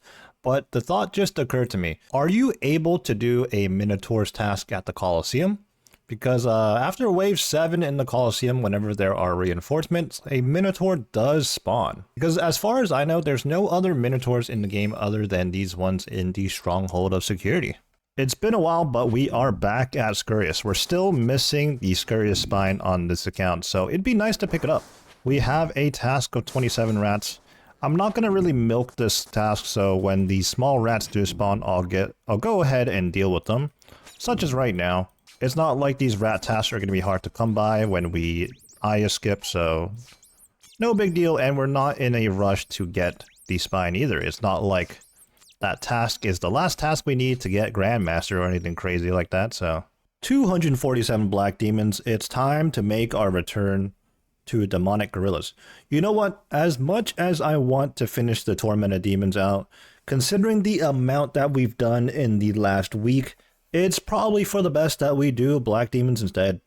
Although Demonics aren't that much more fun. They're like the same thing, but actually a little bit more annoying, but I'm coping.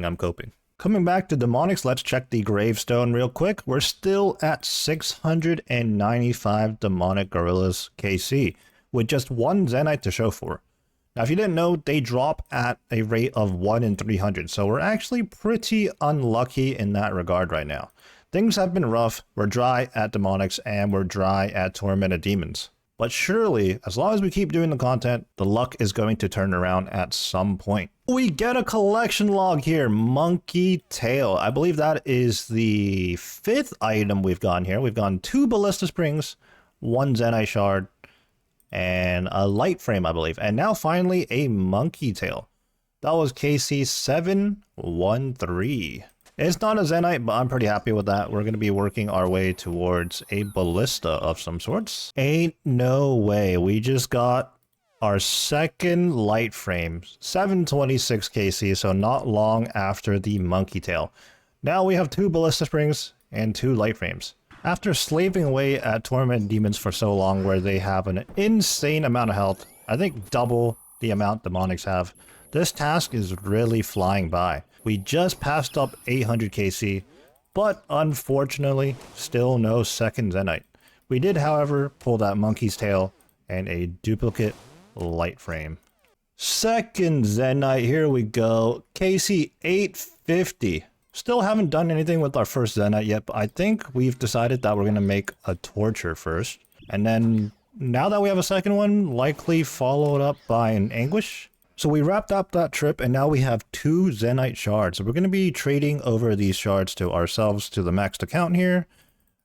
And we're going to be making the Amulet of Torture as well as the Necklace of Anguish. Here we are on Wait For It, and we already have 2 uncut onyxes.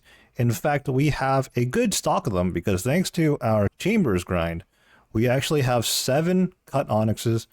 And we actually have several uncut ones from places such as Zulrah and I believe the Colosseum as well. It's been a long time since I crafted any Zenyte Jewelry, but if memory serves me right, I am currently here on Apatol. I have to go down below in this temple I have the Onyxes and the uncut Zenytes with me right now. And I'm actually getting hit by these zombies. I don't have any Greegrees on me. Step 1, I believe I have to cut these Zenyte shards. Maybe we should go back up top to do that, actually. Oh, I'm so stupid. So here underneath the temple, I believe we just use the Onyx and the Zenyte shard on the Wall of Flame. And it says I have to be a zombie monkey, so it looks like I'm gonna have to re-obtain that. Alright, turns out that this is a multi-step process and everything changes once you have completed the quest. The dude I now have to talk to is actually relocated somewhere in Tree Gnome Stronghold. The wiki says he's northwest of the minigame right here, so he's around here somewhere. Alright, he's at the westernmost house, just chilling up here. We're going to talk to him, and apparently we don't need the talisman or the monkey bones either. He just hands us what we need. We want a zombie one, and I guess it doesn't matter if it's a small or large one.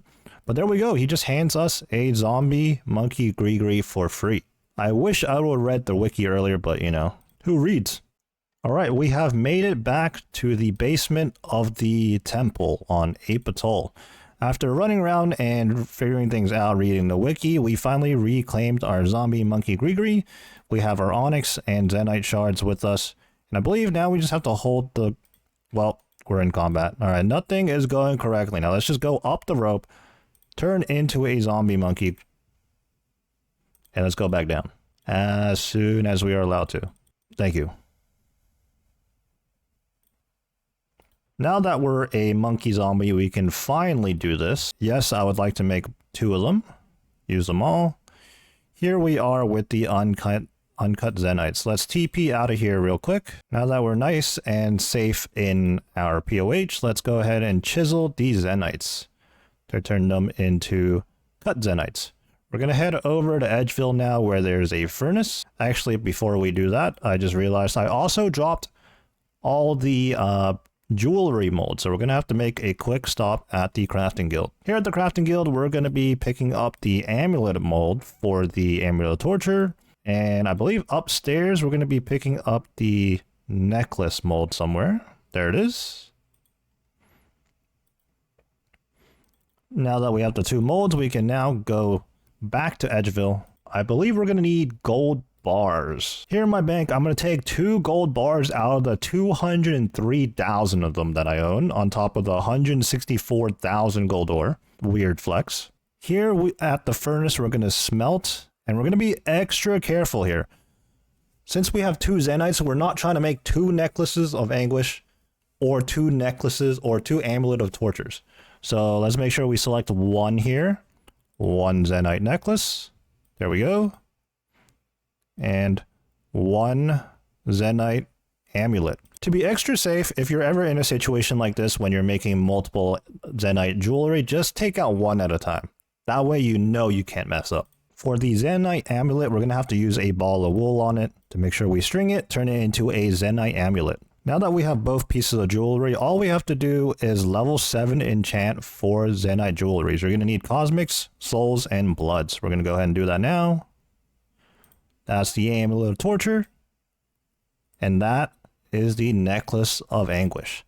Let's go meet myself back at the Castle Wars. And let's trade ourselves our newly acquired Zenyte Jewelry. Alright, what should have been a really simple thing to do took us about 5-10 minutes, but we got it done. We got the Amulet of Torture and the Necklace of Anguish. We're going to integrate these into our demonic gorillas setup here and continue farming for 2 more Zenytes. We just hit the 900 total KC mark, which means by now we should be expecting 3 Zenyte shards. Unfortunately, still the 2 though. We just hit the rate, so I guess we can't really complain too much, but hopefully the 3rd Zenyte comes along soon. I don't feel too bad though, because that second one was still pretty recent, so still riding off of that dopamine hit right now, honestly. As it turns out, our Dazana's quiver is out of charges. Now the good thing is all the charges, all the Sunfire Splinters we've used have been working towards making it blessed. You're going to need 150,000 charges in total, or Sunfire Splinters, to bless it. So in the meantime, I'm going to go ahead and put 10,000 more Sunfire Splinters in there. And we're going to be using those up, and that's going to contribute to blessing it. I don't know how many we put in initially, but we're up to 4% right now. Sometime down the line, I'm going to do more Colosseum, farm some more Sunfire Splinters, and fully bless this quiver. And just like that, we're working on the final KC of the task. It really picked up once we slapped on the Anguish and the Amulet of Torture. Got a max hit in each respective attack style, but I am very glad to be done with this Black Demons task, and hopefully we can move on to at least a couple more Barrage tasks before we get back to Greater Demons or Black Demons. Last drop is a Dragon Simi, and we end up doing 299 Black Demons. Another Aya task, another unsuspecting collection log. Mystic Gloves Light from Sulfur Lizard. As a side note, I'm now seeing these rainbow fish on the ground, and last time I was doing a task here, I couldn't figure out if this was a drop by them or if someone was just dropping rainbow fish all over the place. It's weird because this is my second or third time here now, and this is my first time seeing rainbow fish dropped firsthand. As a side note, I've been a little bit more proactive with my birdhouses lately, and as such, we've reached 82 Hunter. Just picked up a fat 249 Dust Devils task. Let's see if we can get our hands on any more ancient shards. And we get a superior spawn nice and early. Let's see what we're going to get here. I did bring my shadow this time, so saving the task. And nothing but the dark totem top. We probably have a couple of complete totems by now. Oh my, off of a regular Dust Devil. That's gotta be super rare. Working on the last stack of Dust Devils here. So we did end up getting that Dust Battle Staff, but nothing else so far, unless something special comes up right at the end here. But it doesn't appear so. Well, it didn't take us long to get another demon task.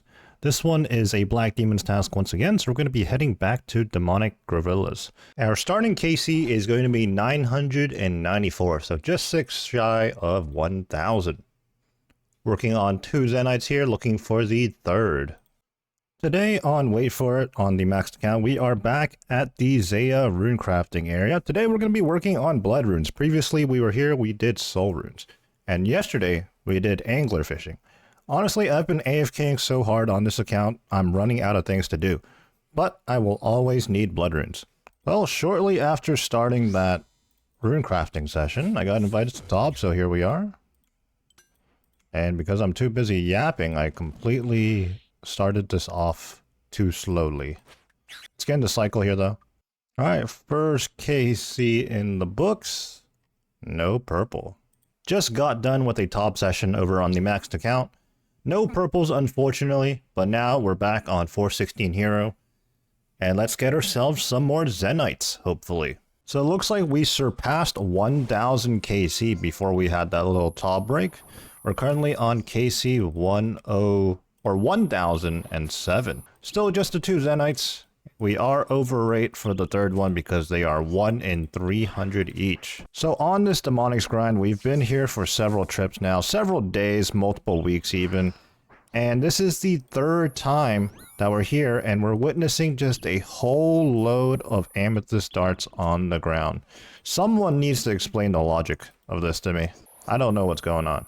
We get another collection log, Ballista Limbs. You know, for a second I thought we had these already, but I guess not. You know, I think now we have a complete ballista. On the downside of things, unfortunately that was not a Zenyte. But we keep moving on. So I just remembered this. There's actually a collection log tab specifically for Demonic Gorillas. It's under Glow's Experiments. So you can see that right now we're at 1031 KC. We've gone 2 Zenytes, 2 light frames. Just got the Ballista Limbs off of that last trip. Monkey Tail, and 2 Ballista Springs. Looks like the only thing we're missing right now is the heavy frame. But this means we're able to make a light ballista if we wanted to. Just hit 16 million strength experience. Just finished yet another Demonic Gorillas trip. I don't know how many we're doing per trip. It's got to be easily be 10 plus. Often trips last 20 minutes, give or take, because we just bring the one divine super combat and divine range. But yeah, we're now surpassed 1100 demonics, 1104 right now to be exact. And we're going to head back in as we got 152 left on task. 1149 KC at Demonic Gorillas, and we got our first Dragon Fruit Tree Seed drop. I was wondering if that was our first one, had to double check, and it is. This has got to be incredibly rare. I don't even want to know the drop rate, honestly. Well, we just hit another milestone, 14 million range EXP in ranged already. Feels like it was not that long ago that we hit 99 range, and EXP is just absolutely flying by. What's not flying by are the Zenytes. Just like that, third Zenyte on the account, KC 1194. Looks so good on the ground. Look at that loot beam. Currently, we're at 16.163 mil. All right, one more to go. This one's going to be turned into the Tormented Bracelet, and we're going to save the Ring of Suffering for last. Right after that Zenyte, we get ourselves a Rune Battle Axe. And looking at our loot tracker, that is our first one. Perhaps rare drop table? On the hunt for our fourth and final Zenyte, we just surpassed 1200 KC. And that's actually right on rate for the fourth one. So remains to be seen how many more we're going to have to do over rate to get that fourth and final one. Working on our final KC of the task now. It's been so long. I know we got the one Zenyte, very important. Our third total Zenyte. I think we got Ballista Limbs, I want to say, on this task. I'm not even sure anymore. Time is all a blur. Everything's the same. But let's close out this task now. Quite honestly, I really just want to be done with this demonic saga here. But unfortunately, one more Zenyte and one more Synapse. So we've been going hard on these tasks. Final KC. Doman Brew. Kudos. So that was a task of 237. Looks like we've done 297, and that means we pretty much got 2 full Bracelet of Slaughters worth of extra black demons. Despite being dry overall, I'm going to call that trip, or that task, a successful one. This is 416 Hero, a 50 defense account created after maxing and achieving many endgame goals on my previous account. Wait for it. Standing next to me right now, actually. These accounts are together in a solo GIM group. I play both at the same time. We've been focused on doing Slayer, specifically Tormented Demons and Demonic Gorillas recently. Unfortunately though, luck hasn't been on our side. As such, we're going to be breaking up the Slayer grind by also doing some Theater of Blood when available with the clan. Another day, another Slayer task. This time, to start out the login session for the day, we're starting out with a nice, chill Blood Velge task in the Catacombs of Kourend.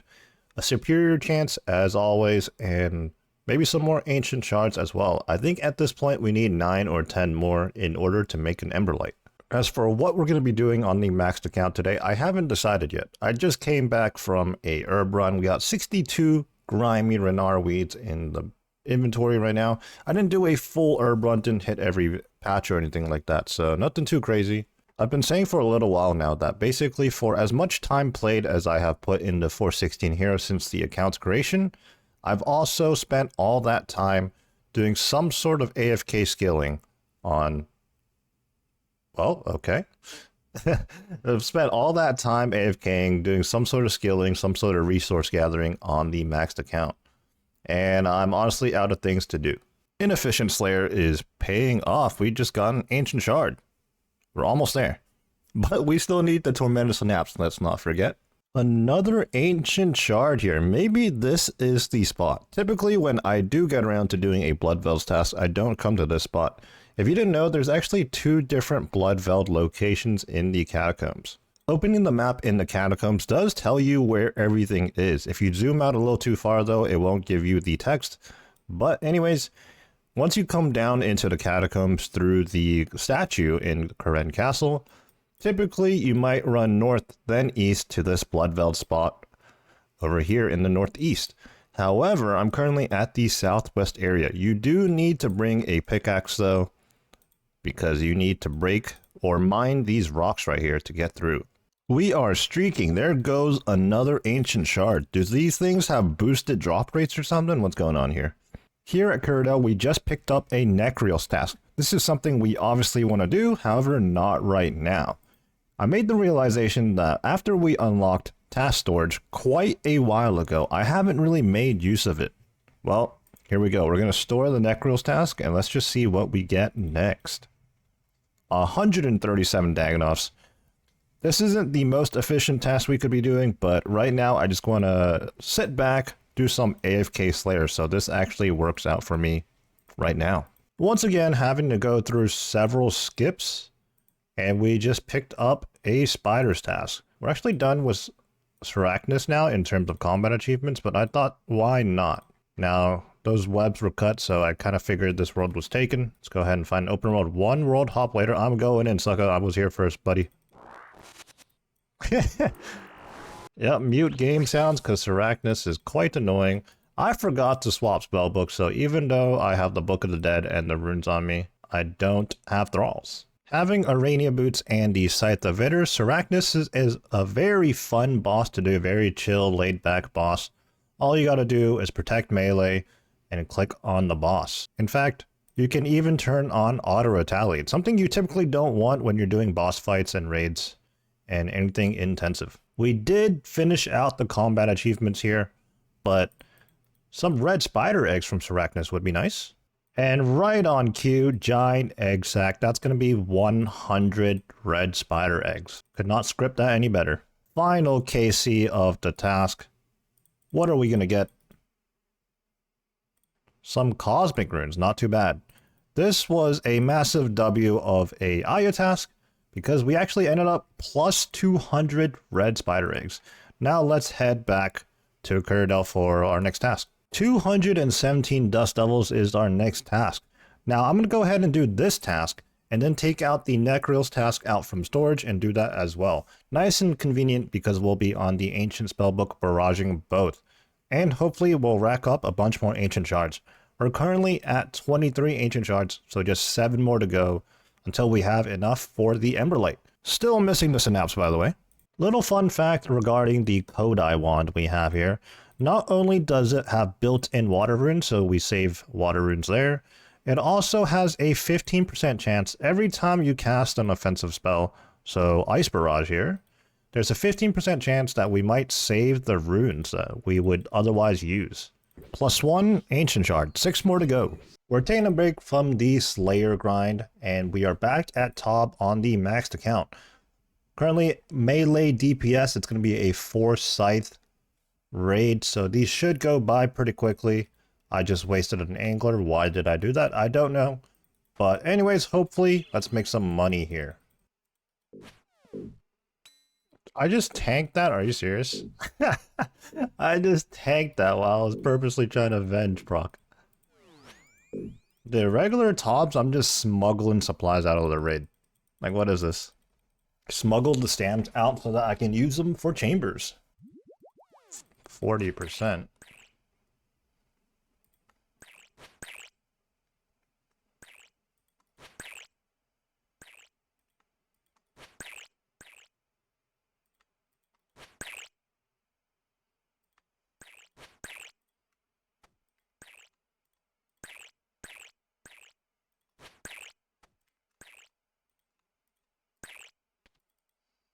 Nice and easy. Here comes the purple, right?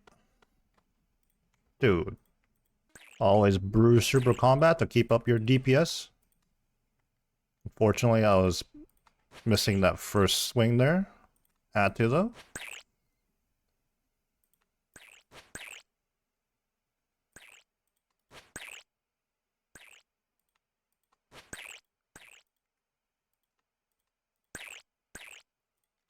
Into the pogwebs.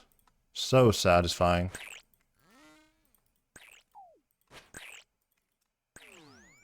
One more swing.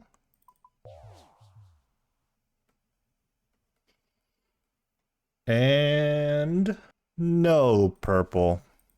So disappointing.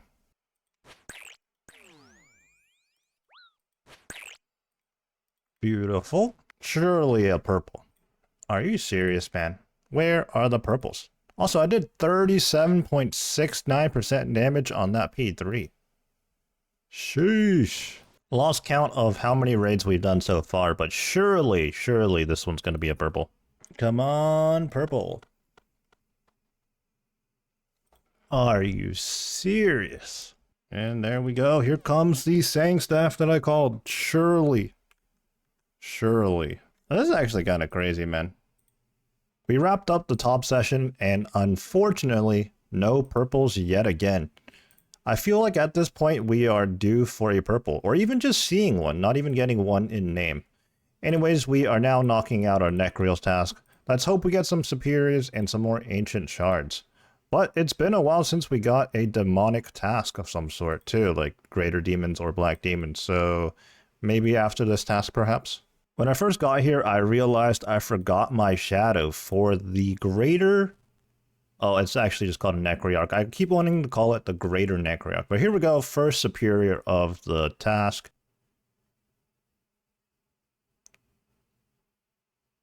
And... Oh, a Dust Battle Staff. I was just about to say nothing of note, but to sift through the list there, and we got ourselves a Dust Battle Staff from a Necryarch. Wow, that's our second one on this account. We got one pretty recently from Dust Devils. I think from a regular Dust Devil, no less. Just picked up a rat task from Aya after the Necreals task, so now we do some Skirrish real quick. Hopefully get ourselves a Spine. After some skipping, we picked up another Necreals task. I'm going to go ahead and store this one and see if we can get another good task. That is a skip. Not quite a Black Demons task, but we did pick up a task of 30 monkeys from Aya. So let's take a look at the gravestone real quick, and we're currently at 1291. 3 Zenytes, 1 more to go. Here we go, final KC of the task, assuming the bracelet doesn't proc, but just a short little 30 monkeys task from Aya. Let's see if we can snag ourselves our 4th and final Zenyte on this task. Final KC, 36 javelin heads. The 30 task turned into a task of 36. We finally got ourselves an Abyssal Demons task, a pretty big one at that. We did preemptively extend them. This is a task of 246. Honestly, I'm surprised it took us this long to get this task. We're already 30% of the way into 86 Slayer. I was planning on storing this Abyssal Demons task, and opening up this tab, I just realized I had a stored Necreals task. I completely forgot about that. Well, I guess we'll swap out the Necreals, do that, and keep the Abyssal Demons in storage. I'm currently not in a rush to do Abyssal Demons because, unlike the traditional Ironman route, we don't need an Abyssal Whip. In fact, as it turns out, we can't actually use one. That's because, if I'm not mistaken, the Abyssal Whip trains attack EXP, or shared EXP, or defense EXP. Those are the only 3 options, and we don't want to train any of those. More than halfway through this Necreals task, and I was just thinking to myself, it's been pretty boring, no interesting drops or anything like that, and right on cue, a superior spawns. This Necryarch is gonna bless us with a Dark Totem Middle. Just finished up that Necreals task, and right now we're back at Shiloh Village, about to pick up a new task from Curdell. Now, I know there is an Abyssal Demons task sitting in storage for us right now, but I've been thinking and I decided I'm not going to be doing Abyssal Demons. The reasoning is that, well, we discussed that the Abyssal Whip isn't actually useful for us. An Abyssal Demons task takes a very long time, and there's 2 optimal ways to do it. One such method is to barrage them, but it requires having 2 accounts serving as dancers to clump up the Abyssal Demons, and then you have your 3rd account, the one you're actually training on, to barrage them. Now, I don't want to bond up another account just to do that. And the second method, which is what I've been doing on the maxed account whenever I do get an Abyssal Demons task, is to stack up in range gear, equip the Venator Bow, and use a ton of prayer pots and ranging pots. Now, it's not too bad on a maxed account with 99 defense, or I should say prayer. However, on a 63 prayer account, I kind of don't want to be burning up prayer pots like that. So we're just going to have that Abyssal Demons task sit in storage, and if we need to make room, we'll take it out and skip that task as well. Our next task is 16 Black Dragons. We're going to do this. I've discussed this before. This is essentially a free task. Sometimes you just get unlucky and you have to skip quite a bit. And we're actually still in the process of that. But anytime we get a monkey's task, we're going back to demonics. 26 on task. This is the beauty of skipping in Slayer. You're able to essentially pick and choose which task you want to do in the moment. Yes, you still do have to do these small baby tasks, but it's really only a couple of minutes of your time before you refresh and get a new task. Whereas if you were doing normal tasks normally, imagine if you got like a 200 gargoyles task. That would take a good chunk of your game time, and then you just have to roll the dice again, and whatever task you get next, you get. I mean, obviously you can skip normally as well, but that costs 30 Slayer points. As is tradition, let's check out the KC before we start. 1327. Looking for our fourth and final Zenyte. Reoccurring theme here, we're once again back at Tob on the maxed account. Looks like there's been a few learners pretty keen to do some Tobs, learn the raid. And to be honest, there's not many people in the clan that I'm in that are experienced in Tob. So usually when there's Tobs running, I'm involved in it. When I'm on the freeze roll, I'm typically either solo freezing in a trio or I'm the north freeze. So it's a little weird to be south freezing right now. And if anybody's not familiar with Tob, north freezing, south freezing is exactly what it sounds like. There's a set of crabs that spawn on the north side and a set that spawns on the south side. Like I said, we have some learners and we have people on the other side of the world, no less. So right now, while I do have 40 ping, someone else probably has like 200 ping, if not more. Why did I drop my salve all the way back here? I'm in a weird spot. You know, on a typical account, I get to just leave my prayers on here and not worry about it. But on 416 here, or whenever we're tobbing, the few times that we have sent some on that account, I actually have to use prayer pots, and that includes turning off my prayer when I'm not actively using them. Oh, he hit the mega table. He got an Elder Maul and a new PB. You know, I'm pretty familiar with Elder Mauls. I've shown my collection log, my Chambers collection log on here a few times. I know a thing or two about Elder Mauls. Wait. Oh, that's right. He doesn't have one. That was a collection log too.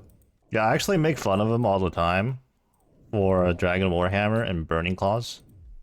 Especially at Tob, because Burning Claws are not good here. You know, the beauty about normal Tob Nihilos is that you can just rip your switches. Because you don't have to move. Oh, did I get up? Yeah, I did get that in time. Nice. There's actually a little bit of a window before the room ends where you can sip a divine potion, so you get your boosted stats, and then the room heals you.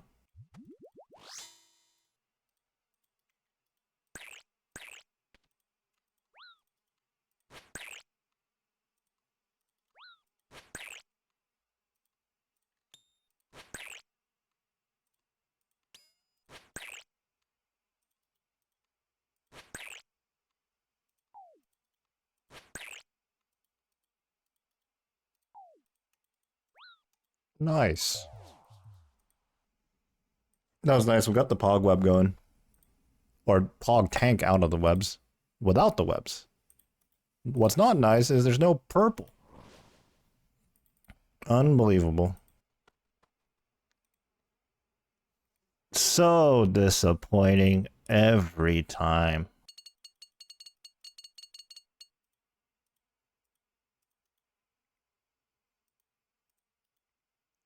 Perfect. Here comes the... Bro. I know these aren't like perfectly deathless raids or anything, but I've definitely potted quite a decent amount over the last week. And we haven't seen a purple. Ooh, Runite Ore and Vials of Blood though. Sheesh. But yeah, basically when it comes to playing video games, streaming is an automatic debuff. In my personal experience.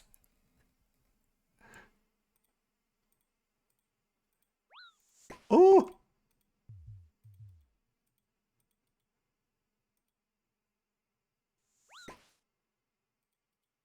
I'm dead HP, please no. I'll have a... No! What?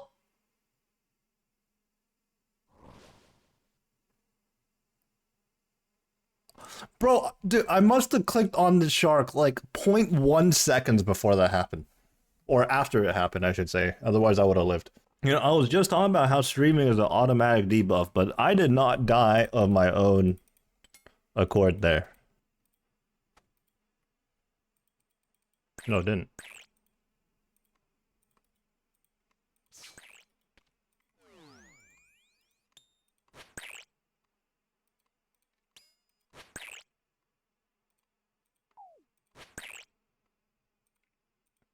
No way, we're insane. Dude, I did it again. TY4Rs. Alright, I think what I am going to do is I'm going to go finish that monkey's task. So we end up doing a 3-hour top session and not a single purple to show for. Well, we got a task of 6 monkeys to finish off, so we're back at Demonics KC 1352. Working on the final KC of the task here. There's still a chance. We didn't get any tall purples, so maybe this is where all the RNG lies. In this one demonic gorilla dropping a Zenyte.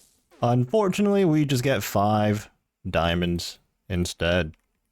Well, I believe that was a task of 26 monkeys turned into 31. I think we got about 5 bracelet procs off of that. So no tall purples and no Zenytes.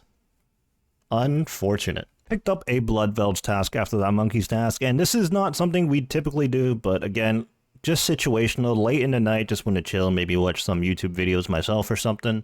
So, gonna go ahead and AFK these Blood Velds. Starting out my days now doing herb runs. Of course, first we just planted some snapdragons for our farming contract. We still do at least one of those every day. Now we're gonna take out some renards and actually even some snapegrass. You know, we've been constantly making prayer potions. Once again, unsure what I'm going to be doing on this account as we switch over to 416 hero to do more Slayer. It's likely going to be some rune crafting again. We can never have enough blood runes. Over on 416 hero, I just did my farming contract as well, like a good Ironman. Now off to some Aya skipping again until we get ourselves a good task. Just a few skips in to start the day and we find ourselves with a Greater Demons task once again.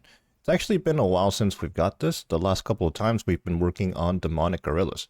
So, ironically enough, I am pretty happy with going back to Tormented Demons after this pretty long break. Hopefully we get our final Tormented Synapse now. Since we've been going back and forth between demonic gorillas and Tormented Demons, we have to revert our Synapse, which I actually just did, from a Scorching Bow, which we use at demonic gorillas, back into a Synapse and then into the Purging Staff for Tormented Demons. Now, once we get our hands on more Tormented Synapses in the future, we won't have to do this process. But for right now, we just want 2 on this account. One for the Emberlight, which you definitely don't want to revert, otherwise you lose the infusion charges on it. And then you can just get a second one to swap between the Synapse and the bow. One day down the line though, we'll have 3 Synapses on each account, 6 in total, and we won't have to do any reverting. We last left off on KC 1503. I actually had to scroll down pretty far on the loot tracker sidebar there in RuneLight because it's really been that long since we've done Tormented Demons. It certainly doesn't feel like it though, because every time we're here for hours, days at a time. But now we're back and we're ready to get a second Synapse. Now I don't know if I'm going to leave if I say pull the Tormented Synapse right now. I don't know if I'm going to finish out the rest of the task or not. We do need to go back to Demonics to get one more Zenyte as well though. First KC of the trip, and we get 2 Manta Rays. The last time we had the Blue Moon outfit equipped, we had to repair them fully because we used them until they were completely broken. We spent 2 million repairing them, so we shouldn't have to worry about them for a long time. Especially considering we haven't been using them for our barrage task either. We've just been wearing our Sunfire prayer gear. I'm actually unsure about the Eclipse set though, so let's go ahead and check that right now. Looks like we're still pretty good. 1,400 charges in the Eclipse set, or Moon's Gear in general, is actually quite a bit of time. If you didn't know, Moon's Gear lasts, I want to say 3 times longer than Barrow's Gear, but it is incredibly expensive when you go and repair them. A little while ago, when we were pretty much out of prayer pots, I made another 400 to share between the 2 accounts. Well, I split it down 50-50 even, and there was 200 on each account. It turns out though, in the middle of our Tormented Demons grind, I've realized that we're pretty much out again. So the 200 I made reserved for the maxed account, well, I'm going to be transferring that over onto 416 hero as well. 1,555 KC into this grind, and we get our first Spirit Seed. I do not even want to know. And the KC right afterwards, our first Teak Seed. Oh man. We're currently working on KC 1600, which is also conveniently the last KC of the trip based on our supplies right now. Let's see if we can just get out of here entirely. We're not hitting anything right now. And we get absolutely nothing. We got ashes. With the Purging Staff, we've been using the Dark Demon Bane spell on the Arceus spellbook. This costs 7 fire runes per cast. We're burning up a lot of them, so we have to visit the shop here and restock a bunch. At least there's fire rune packs though, so we're going to restock pretty quickly here. As we were grinding the Tormented Demons, an opportunity for some hard mode Tobs came up, so I went ahead and switched to the other account. It's been a long time since I potted any hard mode Tob. The last time was before Yama even came out. Get ready to freeze. We're cross freezing, so south 1, north 2, south 3, and 4s.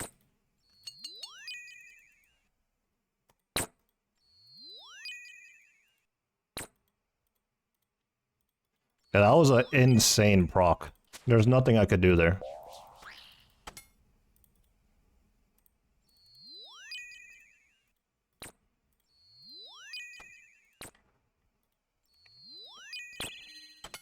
ZCB into the melee gear.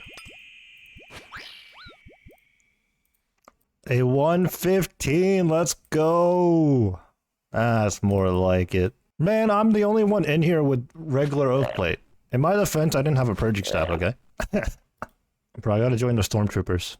Now we are locked in. If we get a couple of purples, we'll be making some money. And honestly, the regular loot is like decent too. It's not too bad. But also, at this point, I'm more doing this for fun more than anything. As an Ironman, I already have everything I need to. That last guy was... Damn, bro.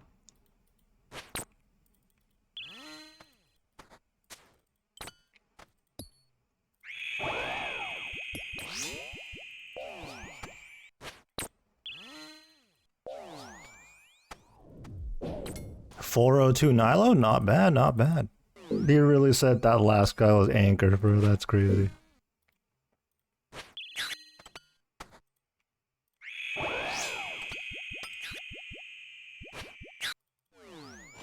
One, 1, 2.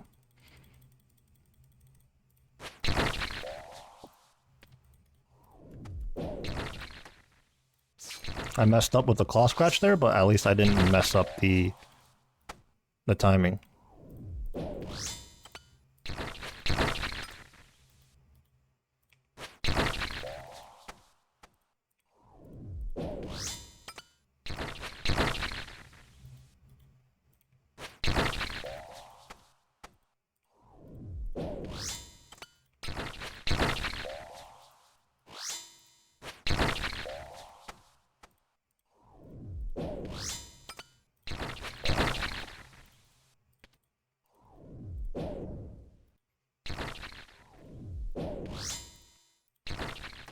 Nice.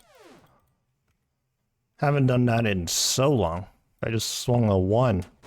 Dude, where's the DPS? Dude, my scythe is broken or something, man. What is going on?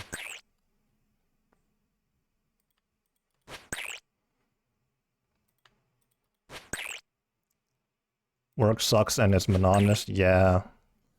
Unfortunately, that's how it is for most people.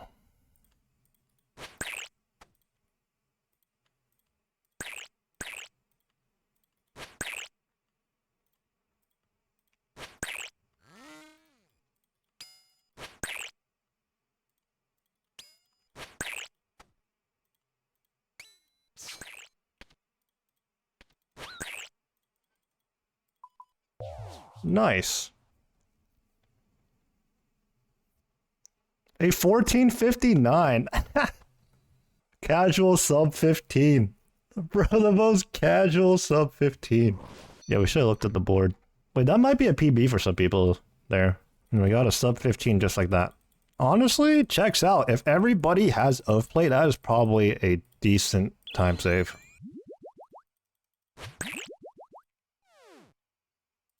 Holy damage.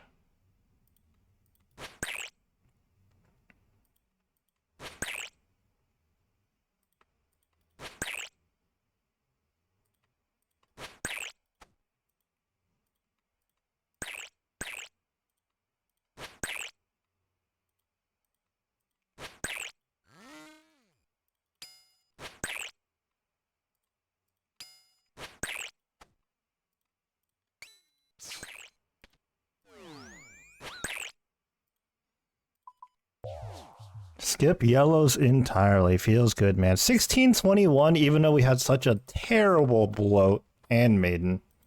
There's no purple. Unbelievable.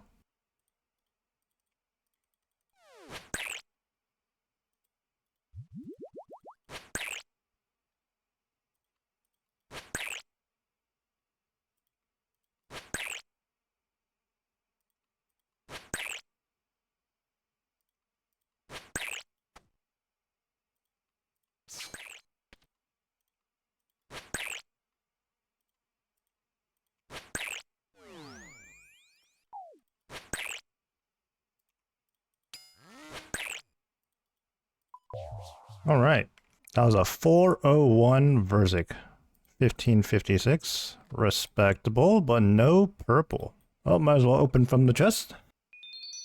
Some blood runes and ores. I got MVP again. Dude, I'm too good. I don't know how I'm getting these MVPs. Logging in on a whole new day now, so you know I gotta start the day out doing my birdhouse run. I already did my farming contract as well. After that, I guess it's back we go to Tormented Demons, because we still have that massive task, and time is definitely running out of time before this clan bingo starts. So, we gotta step our game up, and really try to knock out this Tormented Demons task all in one go, and see if we can get our hands on a Tormented Synapse. And then even after that, we still have one Zenyte shard to go from Demonic Gorillas.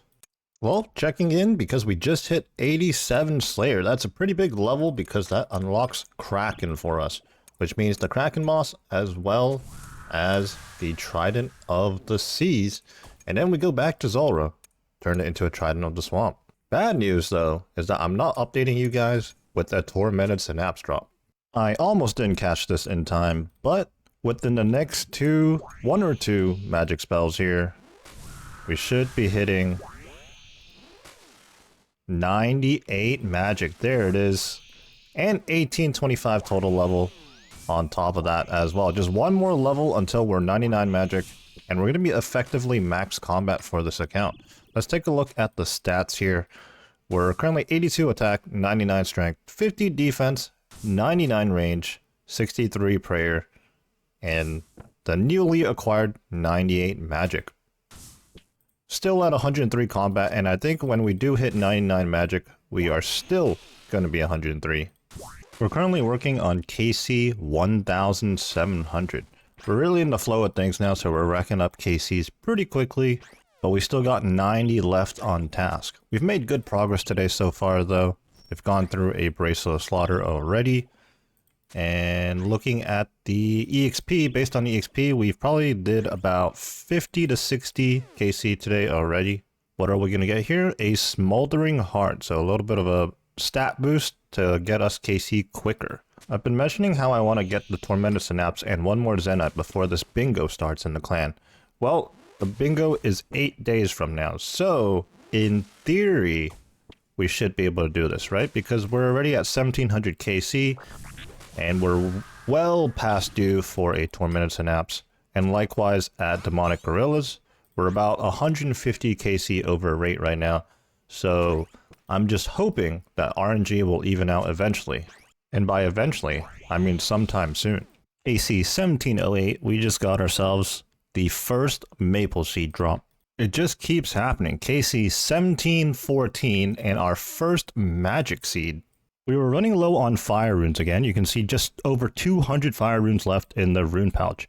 Well, luckily we can just open the group storage, and magically there's about 10,000 fire runes in here. Yes! Tormented Synapse, we're out of here with just 18 on task left to go. We don't have to finish this task after all. 1788 KC. Let's get out of here.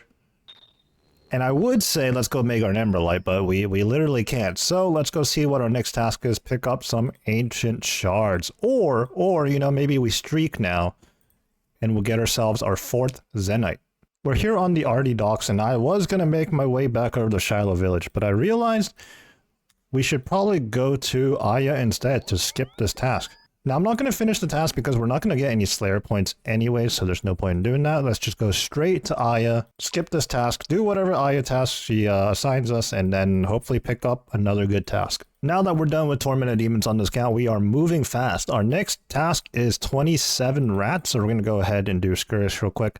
Maybe we can get our hands on a Scurious Spine. Finished our rat task, no Scurious Spine, unfortunately. We're not really actively going for it, but anytime we get a rat task, it's nice and quick to do a few Scurious KC. Anyways, back at Cyrodiil here, what's our next task? 204 neck rails. We're going to go ahead and do that. We do need ancient shards after all. Our inventory is filling up on our first trip here, and there's an ancient shard to be picked up off the floor as well as some other things. I believe that means 3 more ancient shards to go. We have the Tormented Synapse now, so it's just a matter of the shards. Another ancient shard to add to the collection. We're getting closer and closer. Right after the neck reels task, it's just that easy. 207 black demons. Well, let's hurry up and get geared up. We could get our 4th Zenyte tonight and be done with both Tormented Demons and Black Demons all in one go. Making my way over to Demonics as we always do. We got to check the gravestone real quick. Current KC is 1358. Looking for our 4th and final Zenyte right now. We completely autopiloted through that last trip. Didn't even realize that we've surpassed 1400 total KC at Demonics. At Demonics and Tormented Demons alike, I've been flicking offensive prayers. However, I'm feeling a bit lazy right now, so I'm not doing that, just keeping my overheads up and switching attacks when needed. Honestly, it doesn't seem to be that bad. I don't feel like I'm doing KCs much slower than I normally would. Have I just been putting in all this extra effort for the little gain? Fully reclined right now, not using offensive prayers. Feels illegal, honestly. But we just snuck past 1500 Demonic Gorillas KC. Still in search of the Zenyte. 94 left on task. Well, we hit the table, but unfortunately this was not what we were looking for. I think that's our second Ballista Limbs. KC 1520. No, not like this. 1530. Third pair of Ballista Limbs. I didn't really want to comment on it, but it's actually getting ridiculous now. So in that one trip alone, we got the 2 Ballista Limbs. And you can see in my inventory, we got the Nature Talisman as well. On the previous trip I did, I got a Tooth Half Key, 67 Nature Runes, and the 100 Silver Ore Drop. So we're hitting the rare drop table now. No way. Alright, there it is. Zenyte Shard number 4. So funny thing is, just a couple of minutes ago, this clanmate of mine completed Dragon Slayer 1 as I finished the Demonic, making me think I got the pop-up message for the Zenyte Shard. Well, just 1 minute later, we get the Zenyte Shard. We are out of here. It's pretty late into the night, but we got the final Synapse, and now we got the final Zenyte Shard. Let's go ahead and make our 2 remaining Zenyte Jewelries, and let's be done with this demonic saga of sorts. I was getting ready to trade it over to the other account, but before I do that, let's check the gravestone. Final KC, 1546 for that last Zenyte. Without wasting any time, let's go ahead and trade over the 2 Zenytes to our maxed account so that it can go ahead and make the Ring of Suffering and the Tormented Bracelet. Last time around, when it came to creating the first 2 Zenyte Jewelries, the Amulet of Torture and the Necklace of Anguish, it ended up being a bit of a process. This was mostly my own fault though, as I cleared out all my Gree-Grees before on this account. Back then, I didn't intend to create another account, much less in the same GIM group, so I didn't think I'd ever need to come back here ever again. And it had been so long since I last created any Zenyte Jewelry, I actually kind of forgot what the process was. But needless to say, we have everything we need now, and I know exactly how to do it again, because it was pretty recent, still fresh on my mind. So with that being said, let's equip the zombie monkey Gree. What did I just say? So with that being said, let's equip the zombie monkey Gree and let's head down this trap door. As soon as we are allowed to do so, there we go.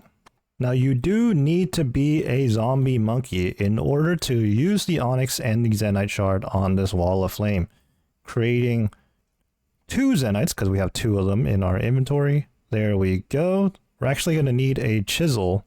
We're going to chisel the 2 uncut Zenytes so that they become cut Zenytes. We're going to head on over to the furnace. We're at Edgeville right now. And let's be careful because we do have 2 Zenytes, but we're not trying to make 2 rings or 2 bracelets. We're trying to make 1 of each.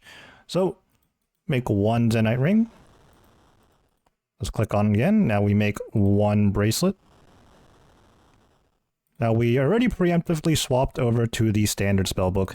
And we can go ahead and enchant, level 7 enchant the bracelet and the Zenyte ring. But yeah, anyways, we have the Ring of Suffering and Tormented Bracelet. We officially have the full set of Zenyte Jewelry without having to trade back and forth for each account. When it comes to the Zenytes, there's just one final thing to do, and that's to imbue this Ring of Suffering.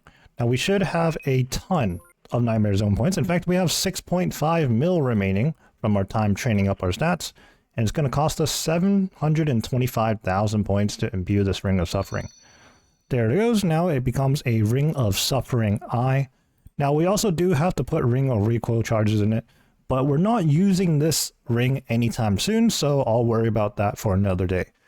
Right now our goals is to get 2 more Ancient Shards so that we can finally turn that Arclight into an Emberlight. Actually, I don't even think I have an Arclight yet. I think I still have it in the Dark Light form.